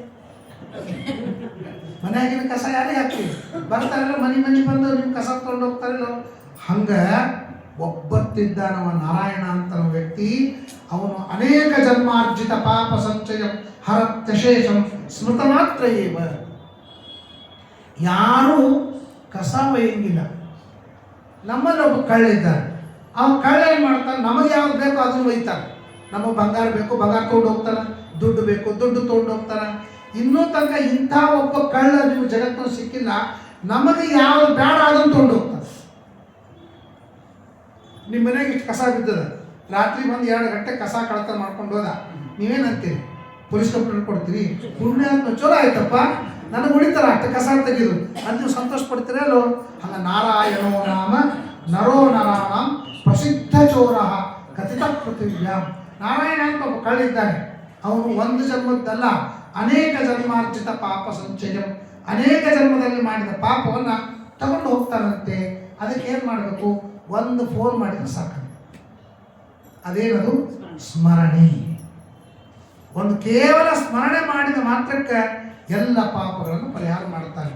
ಉರಿ ಬಂದಾಗಲಿ, ಚಳಿ ಬಂದಾಗಲಿ, ಗಡಗಡ ನಡಗುತ್ತಿರುವಾಗಲಿ, ಹರಿನಾರಾಯಣ ದುರಿತ ನಿವಾರಣ, ಹಗಲು ಇರಲು ನಿನ್ನ ಸ್ಮರಿಸುವ ಹಾಗೆ, ನಾರಾಯಣ ನಿನ್ನ ನಾಮದ ಸ್ಮರಣೆಯ ಸಾರಾಮೃತವೆಲ್ಲ ಬಾಳಿಗೆ ಬರಲಿ. ಕಲಿಯುಗದ ಕಲುತ ಧರಿಕಿರ್ತಾರೆ. ಎಷ್ಟು ಸುಲಭ ಹೇಳ ಗೊತ್ತಿದೆ. ದ್ವಾಪರ ತ್ರೇತಾಯುಗದೊಳಗೆ 100 ಗೋದಾನ ಮಾಡಿದ್ರೆ ಪುಣ್ಯ, 100 ಆಕಳ ದಾನ ಮಾಡಿದ್ರೆ ಆಕಳ ದಾನ ಮಾಡಿದ್ರೆ ಪುಣ್ಯ ಬರ್ತಿತ್ತು. ಕಲಿಯುಗದೊಳಗೆ ಹಂಗಿಲ್ಲ. ಒಳ್ಳೆ ಆಫರ್ ಇಟ್ಟಾರೆ. ಏನು ಅಂತಂದ್ರೆ, ಒಂದು ಶ್ಲೋಕ ಭಾಗವತ್ ಕೇಳ್ರಿ, ಶ್ಲೋಕಾರ್ಥಂ ಶ್ಲೋಕ ಪಾದಂಬ ನಿತ್ಯಂ ಭಾಗವತೋದ್ಭವಂ ಪಠತೆ ಶೃಣತೆ ಯಸ್ತು ಗೋ ಸಹಸ್ರ ಫಲಂ ಲಭ್ಯ. 1,000 ಗೋದಾನ ಮಾಡಿ ಈ ಆಫರ್ ಅಂತ ಇಟ್ಟಿರ್ತಾರೆ, ದೀಪಾವಳಿ ಆಫರು, ದಸರಾ ಆಫರು ಅಂತ ಇಟ್ಟಿರ್ತಾರೆ, ಬೈ 1 get 1 ಫ್ರೀ ಅಂತ ಇಟ್ಟಿರ್ತಾರೆ, ಅಥವಾ ಬೈ 1 get 1 2 ಅಂತಂದಿರ್ತಾರೆ, 1 ತೊಗೊಳ್ರಿ 2 ಅಂತ ಅವೆಲ್ಲ ಇಟ್ಟಿರ್ತಾರೆ. ಜುಲೈ ಆಗಟ್ಟದಾಗ ಬಂತು ಅಂದ್ರೆ ನಿಮ್ಮ ಮದ್ರಾಸ್ ನಿಂತ್ಕೊಂಡು ಕರ್ನಾಟಕ ಎಲ್ಲ ಕಡೆಗೂ ಆ ವೇಳಕ್ಕೆ ಬರ್ತಾವೆ ಡಿಸ್ಕೌಂಟು, ಬೈ 1 get 1 ಫ್ರೀ ಎಲ್ಲ ಆ ವೇಳಕ್ಕೆ ಬರ್ತಿರ್ತಾವೆ. ಹಂಗೆ ದೇವರು ನಮಗೆ 4 ಯುಗದೊಳಗೆ ಒಂದೇ ಯುಗದೊಳಗೆ ಒಂದು ದೊಡ್ಡ ಆಫರ್ ಇಟ್ಟಾರೆ. ಏನು ಆಫರ್ ಅಂತಂದ್ರೆ, ನೀವು ಅದನ್ನು ಮಾಡದೇ ಇದ್ರೂ ಇದನ್ನು ಮಾಡಿದ್ರೆ ಪುಣ್ಯ ಬರುತ್ತೆ. ಒಂದು ಶವ ಹೊತ್ತುಕೊಂಡು ಹೋದ್ರೆ ಪದೇ ಪದೇ ಅಶ್ವಮೇಧ ಫಲಮಾಪ್ನೋತಿ ಪುರುಷ. ಒಂದು ಹೆಣ ಹೊತ್ತುಕೊಂಡು ಹೋಗ್ಬೇಕಾದ್ರೆ ಒಂದೊಂದು ಹೆಜ್ಜೆಗೆ ಅಶ್ವಮೇಧ ಯಾಕೆ ಮಾಡಿ ಪುಣ್ಯ ಬರುತ್ತೆ. ಇನ್ನೊಂದು ಯುಗದೊಳಗೆ ಬರೋಕ್ಕಿಲ್ಲಿದು, ಕೇವಲ ಕಲಿಯುಗದೊಳಗೆ ಮಾತ್ರ. ಅದಕ್ಕೆ ಭಾಗವತ ಹೇಳ್ತದೆ, ಕಲಿಯುಗದೊಳಗೆ ದೇವತೆಗಳ ಅವತಾರ ಮಾಡಬೇಕು ಅಂತ ಅಪೇಕ್ಷೆ ಪಡ್ತಾರೆ, ಋಷಿಮುನಿಗಳು ಅಪೇಕ್ಷೆ ಪಡ್ತಾರೆ. ಸುಲಭ ಸಿಗ್ತದಲ್ರಿ. ಅಶ್ವಮೇಧ ಯಾಗ ಮಾಡದೇ ಇದ್ರೆ ಅಶ್ವಮೇಧ ಯಾಗ ಮಾಡಿದ್ರೆ ಪುಣ್ಯ ಬರ್ತದಂತ. ದೇವರು ಎಷ್ಟು ಕೈ ಮುಗಿ ಭಕ್ತಿಯಿಂದ ಕೈ ಮುಗಿದ್ರೆ ಅಶ್ವಮೇಧ ಯಾಗ 10 ಅಶ್ವಮೇಧ ಯಾಗ ಮಾಡಿ ಪುಣ್ಯ ಬರ್ತದೆ. ದಶಾಶ್ವಮೇಧಿ ಅವಭೃತ ಸಮಾನ ಏಕೋಪಿ ಕೃಷ್ಣಸ್ಥ ಕೃತ ಪ್ರಮಾಣ. ದೇವರಿಗೆ ಒಂದು ನಮಸ್ಕಾರ ಮಾಡಿದ್ರೆ ಅಷ್ಟು ಪುಣ್ಯ ಬರ್ತದಂತ ವಿಚಾರ. ಹಿಂಗೆ ಯಾಕೆ ಹೇಳಿಕತ್ತಾರಂದ್ರೆ, ಅವತ್ತು ಅಶ್ವಮೇಧ ಯಾಗ ಮಾಡುವುದು ಎಷ್ಟು ಕಷ್ಟ ಇತ್ತು ಅಷ್ಟು ಕಷ್ಟ ಒಂದು ದೇವ್ರ ನಮಸ್ಕಾರ ಮಾಡುವುದು ಕಷ್ಟದ. ಏನು ಮಾಡ್ತೇವೆ ಗೊತ್ತಾಗಿದೆ ಇಲ್ಲ? ಒಂದು ನಮಸ್ಕಾರ ಮಾಡಿದ್ರೆ 10 ಅಶ್ವಮೇಧ ಯಾಗ ಮಾಡಿದ್ರೆ ಪುಣ್ಯ ಬರ್ತದೆ. ನಾನಿಂದ ಎಷ್ಟು ನಮಸ್ಕಾರ ಮಾಡ್ತೀವಿ ನೋಡುವಂತ ಆಗೋದಿಲ್ಲ. ಒಂದು ಈ ದೇವ್ರು ಒಂದು ಮನಿ ಕಸ ತೆಗೆದ್ರೆ ಒಂದು ಗೋದಾನ ಮಾಡಿದ ಪುಣ್ಯ ಹೇಳ್ಯಾರ ಇಲ್ಲ? ಮತ್ತು ನಾಳೆ ಕಸ ತೆಗಿಯಕ್ಕೆ ಬರಬೇಕು. ನಿಮ್ಮ ತಲೆ ಬಂತೇನೋ, ಒಂದು ಸಲ ಒಂದು ಮನೆಯೊಳಗೆ ಒಂದು ಸಲ ಕಸ ತೆಗೆದ್ರೆ ಗೋದಾನ ಬರ್ತದೆ. ದೇವಸ್ಥಾನದೊಳಗೆ ಒಂದು ಸಲ ಕಸ ತೆಗೆದ್ರೆ 10 ಗೋದಾನ ಮಾಡಿದ ಪುಣ್ಯ ಬರ್ತದೆ. ನಾಳೆ ಬಂದು ವೆಂಕಟೇಶ್ವರ ಗುಡಿ ಕಸ ಯಾಕೆ ಮತ್ತು ನೀವೇ ತೆಗಿಬೇಕು. ಅದು ನೋಡ್ರಿ, ಬ್ರಾಹ್ಮಣರ ಎಲಿ ಒಂದು ಎಲಿ ತೆಗೆದ್ರೆ ಗೋದಾನ ಮಾಡಿದ ಪುಣ್ಯ. ಬ್ರಾಹ್ಮಣರು ಗೋದಾನ ಎಷ್ಟು ಮಾಡ್ತಾರೆ? ನಾನು ಒಂದ್ಸಲ ಹೇಳಿದ್ದು ಹಿಂಗೆ, ನಮ್ಮ ಗುಂಡಪ್ಪವ್ರಿಗೆ ಮಾಡ್ದಾಗ ಹೇಳಿದ್ದೆ ಒಂದ್ಸಲ, ನೋಡ್ರಿ, ನೀವು ತೆಗೆದೇ ಇದ್ರೆ ಏನಾಯ್ತು, ಇನ್ನೊಬ್ರು ಬಂದು ತೆಗಿತಾರ, ಕಾಯ್ಕೊಂಡು ಕೂತಿರ್ತಾರೆ, ಖೋ ಆಟಕ್ಕೆ ಕೂತಂಗ. ಯಾವಾಗ ಬ್ರಾಹ್ಮಣರು ಎದ್ದಾರೋ ನಾನು ಎಲ್ಲಿ ತೆಗೆದೇನೋ ಅದಕ್ಕೆ ನಿಮ್ಮ ಚಾರ್ಜ್ ಇನ್ನೊಬ್ರಿಗೆ ಕೊಡಬೇಡ್ರಿ ಅಂತ ಹೇಳಿದ್ದೆ. ಅಲಂಕಾರ ಪಂಕ್ತಿ ಕೂಡ್ಸ್ಯಾರ. ನಾನು ಮಜ್ಜಿಗೆ ನೀರು ಕುಡಿದು ಕೆಳಗೆ ನೋಡ್ತೀನಿ, ಎಲ್ಲಿನೇ ಇಲ್ಲ. ಯಾರು ತೆಗೆದ್ರು ಗೊತ್ತೇ ಇಲ್ಲ, ವಿಚಾರಣೆ ಇಲ್ಲ, ದೋಸ್ ತೆಗೆದು ಬಿಟ್ಟಿದ್ರು. ನೀವು ಹೇಳಿಲ್ಲ, ನೀವು ಬಿಟ್ರೆ ಇನ್ನೊಬ್ರು ಬರ್ತಾರಂತೆ ಕಾಯ್ಕೊಂಡು ಕೂತಿರ್ತಾರೆ. ಅಷ್ಟು ಕಾಯ್ಕೊಂಡು ಕೂಡ್ಬೇಕ. ಆ ಭಾಗ್ಯ ನನಗೆ ಬೇಕು. ಯಾರೋ ಕಸ ತೆಗೆದ್ರು, ಯಾರೋ ಗೋದಾನ ಮಾಡಿಕೊಂಡು ತೊಗೊಂಡೋದ್ರು, ಯಾಕೆ ಬೇಕು ನಮಗೆ? ನಾನು ತೆಗಿತೀನಿ, ನಾ ಗೋದಾನ ಮಾಡಿಕೊಂಡ. ನನ್ನ ಮನೆ ಕೆಲಸ ನಾನು ಮಾಡ್ತೀನಿ. ಮನೆ ಕೆಲಸ ಮಾಡೋದ್ರೆ ಏನರ್ಥ? ದೇವ್ರ ಖುಷಿ ಅದು. ಗ್ರಹಕರ್ಮವ ಬ್ಯಾಸರದಲೆ ಪರಮೋತ್ಸಾಹದಿ ಮಾಡುತ್ತ ಮೂಜಗದ ಮಹಿತನ ಸೇವೆ ಇದನ್ನು ತನಿ ಮೋದಲಿ ಆಹಾರ ಮನದಿ ಸಮರ್ಪಿಸುತ್ತಿಪ್ಪುದೇ ಫಲವಿದು. ನಿಮಗೆ ರೋಗ ಬರಂಗಿಲ್ಲ, ತಿಂಗಳ ಪಗಾರ ನಿಮಗೆ ಉಳಿತು, ಆಮೇಲೆ ದೇವ್ರ ಪೂಜೆ ಮಾಡಿದ ಪುಣ್ಯ ಬಂತು. ಇಷ್ಟಿಷ್ಟು ಲಾಭ ಇದ್ರೂ ಕೂಡ ಮತ್ತೆ ಕೆಲಸದ ಆಕಿನ ಹಚ್ಚಿ ಅಕ್ಕಿ ಕಸ ತೆಗಿಬೇಕು. ಗೋದಾನ ಮಾಡಿದ ಪುಣ್ಯನು ಅಕ್ಕಿಗೇನೆ, ದೇವ್ರ ಪೂಜೆ ಮಾಡಿದ ಪುಣ್ಯನು ಅಕ್ಕಿಗೇನೆ. ಇದ್ರ ಮ್ಯಾಲ ತಿಂಗಳ ನಿಮ್ಗೆ ದುಡ್ಡು ಖರ್ಚಾಯ್ತು. ನಿಮ್ಮ ದುಡ್ಡು 2 ಕಡೆ ಖರ್ಚ. ಒಂದು ಕೆಲಸಗಾರಕ್ಕೆ ಒಂದು ಖರ್ಚ, ಸುಮ್ಮನೆ ಕುಡಿದಕ್ಕೆ ಡಯಾಬಿಟಿಸ್ ಎಲ್ಲ ಬಂತು, ದವಾಖಾನೆಗಿಟ್ಟು ಖರ್ಚ. ಲಾಸೋ. ಅದರ ಬದಲು ಆಧ್ಯಾತ್ಮಿಕವಾಗಿ, ಲೌಕಿಕವಾಗಿ ಎಲ್ಲ ರೀತಿಯಿಂದಲೂ ಲಾಭ ಇದ್ದಂಥ ಮನೆ ಕೆಲಸವನ್ನು ನಾವೇ ಮಾಡಬೇಕಾಗ್ತದೆ. ಯಾಕೆಂದರೆ ನಮಗೆ ವಯಸ್ಸಾಯಿತು, ನಾವೆಲ್ಲ ಹೋಗಬೇಕಾದವರು. ನಾವೆಲ್ಲ ಪಾಪಗಳನ್ನು ಪರಿಹಾರ ಮಾಡಿಕೊಂಡು ಶುದ್ಧ ರೀತಿಯಿಂದ ಏನೇನು ಪೆನಾಲ್ಟಿ ತುಂಬುವುದದ ಅಪರಾಧ ಮಾಡಿದ್ದಕ್ಕೆ ಅದನ್ನೆಲ್ಲ ಪೆನಾಲ್ಟಿ ತುಂಬಿಕೊಂಡು ಪಾಪರಹಿತನಾಗಬೇಕು ನಮ್ಮ ಗೋಪಾಲ ವಿಠಲನ್ನ ನೆರೆ ನಂಬಬೇಕು. ಸುಮ್ಮನೆ ಬರುವುದು ಯಥಾ ನಿಶ್ಚಿತೋ ಅಲ್ಲಿ ದುರ್ವರ್ಣ ಹಂತಿದಾತುಜಂ. ಭಾಳ ಚಂದ ದೃಷ್ಟಾಂತ ಕೊಡ್ತಾರೆ. ಬಂಗಾರ ಬರ್ತಾ ಬರ್ತಾ ಕಪ್ಪಾಗ್ತದೆ. ಅದಕ್ಕೆ ಒಂದು ಉರಿಯೊಳಗೆ ಹಾಕ್ತಾರೆ. ಉರಿಯೊಳಗೆ ಹಾಕಿದ ಕಡೆ ಮತ್ತೆ ಕಪ್ಪೆಲ್ಲ ಬಿಡಿಸಿ ಫಳ ಫಳ ಫಳ ಫಳ ಹೆಂಗೆ ಹಳಿತದೆ ಹಂಗೆ ಮನುಷ್ಯ ಪಾಪಗಳಿಂದ ಕಪ್ಪಾಕೋತ ಹೋಗ್ತಾನೆ, ಪಾಪಗಳಿಂದ ಹೊರಸಾಕೋತ ಹೋಗ್ತಾನೆ. ಪ್ರಾಯಶ್ಚಿತ್ತ ಮಾಡಿಕೊಂಡ ಅಂದ್ರೆ ಬೆಂಕಿಯೊಳಗೆ ಹಾಕಿದ ಬಂಗಾರ ಎಲ್ಲ ಕೊಳೆಯನ್ನು ಕಳೆದುಕೊಂಡು ಹೆಂಗೆ ಮತ್ತೆ ಉಜ್ವಲವಾಗಿ ಬೆಳೀತದೋ ಹಾಗೆ ಪಾಪರಹಿತನಾಗಿ ಅವನು ಉಜ್ವಲನಾಗ್ತಾನೆ ಅಂತನ್ನೋದನ್ನು ಭಾಗವತ್ ಹೇಳ್ತಾ ಇದೆ. ವಿದ್ಯಾ ತಪಪ್ರಾಣ ನಿರೋಧ ಮೈತ್ರಿ ತೀರ್ಥಾಭಿಷೇಕ ವೃತದಾನ ಜಾಪಿ ನಾತ್ಯಂತ ಶುದ್ಧಿಂ ನವತೇಂತರಾತ್ಮ ಯಥಾರದಸ್ತೆ ಭಗವತ್ಯನಂತೆ. ಬಹಳ ಸುಂದರವಾದಂತಹ ವಿಚಾರವಿದೆ. ನಮ್ಮ ಹೃದಯದಲ್ಲಿ ಭಗವಂತನನ್ನು ಧ್ಯಾನ ಮಾಡಬೇಕು. ಬಹಳ ಜನರಿಗೆ ಧ್ಯಾನ ಮೆಡಿಟೇಷನ್ ಅಂದರೆ ಏನು, ಹೆಂಗೆ ಮಾಡಬೇಕು ಅಂತ ಬಹಳ ಕಷ್ಟ ಇದೆ, ಗೊತ್ತಿಲ್ಲ. ಬಟ್ ಪ್ರಾಕ್ಟೀಸ್ ಮಾಡಬೇಕಾದದ್ದು ಕೆಲಸ. ಯಾವುದಕ್ಕೂ ಪ್ರಾಕ್ಟೀಸ್ ಮಾಡಲಾರ್ದೆ ಬರೋದಿಲ್ಲ. ಒಮ್ಮೆಲೆಗೇನೆ ABCD ಕಲಿತು ಕೂಡ ಇಂಗ್ಲೀಷ್ ಓದಲಿಕ್ಕೆ ಬರೋದಿಲ್ಲ. ಅದಕ್ಕೆ ನಾವು ಕಷ್ಟಪಡಬೇಕಾಗ್ತದೆ. ನಾವು ನಡೀಲಿಕ್ಕೇನೆ ಕಷ್ಟಪಟ್ಟು ನಡೀಲಿಕ್ಕೆ ಕಲಿತವ್ರು. ನಡೀಲಿಕ್ಕೆ ಬರ್ತಿದ್ದೇನು? ನಮ್ಮ ತಾಯಿ ನಡೆಸಿ ನಡೆಸಿ ನಡೆಸಿ ನಡೆಸಿ ಈಗ ನಾವು ಸರಳ ನಡೀತಿರ್ತೇವೆ. ಆದರೆ ನಡೀಲಿಕ್ಕೆ ಕಲೀಲಿಕ್ಕೆ ಎಷ್ಟು ಟೈಮ್ ಹಿಡಿದದ? ಎಷ್ಟು ವರ್ಷ ಹಿಡಿದದ ಕಲೀಲಿಕ್ಕೆ?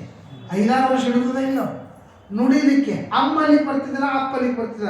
ಈಗ ನೋಡಿ ಫಾಲ್ತು ಎಷ್ಟು ಮಾತಾಡ್ತೇವೆ. 5 ತಾಸು ಕೂಡಿಸಿದ್ರು ಹರಟಿ ಮುಗಿಯಂಗಿಲ್ಲ, ಅಷ್ಟು ಮಾತಾಡ್ತೀವಿ. ಬಟ್ ಒಂದಾನೊಂದು ಕಾಲಕ್ಕೆ ನಮ್ಮ ಅಪ್ಪ ಅಮ್ಮ ಅಲ್ಲಿಗೆ ಬರ್ತಿದ್ದಿಲ್ಲ. ಪ್ರಾಕ್ಟೀಸ್ ಎಷ್ಟು ಮಾಡೀವಿ? ನಡಿಲಿಕ್ಕೆ ಪ್ರಾಕ್ಟೀಸ್ ಮಾಡಲಿ, ನುಡಿಲಿಕ್ಕೆ ಪ್ರಾಕ್ಟೀಸ್ ಮಾಡಿ. ತಿನ್ಲಿಕ್ಕೆ ಏನು ಬರ್ತಿತ್ತು ಹೇಳ್ರಿ? ತಿನ್ಲಿಕ್ಕೆ ಏನು ಬರ್ತಿತ್ತು? ತಿನ್ಲಿಕ್ಕೆ ಬರ್ತಿದ್ದೇ ಇಲ್ಲ.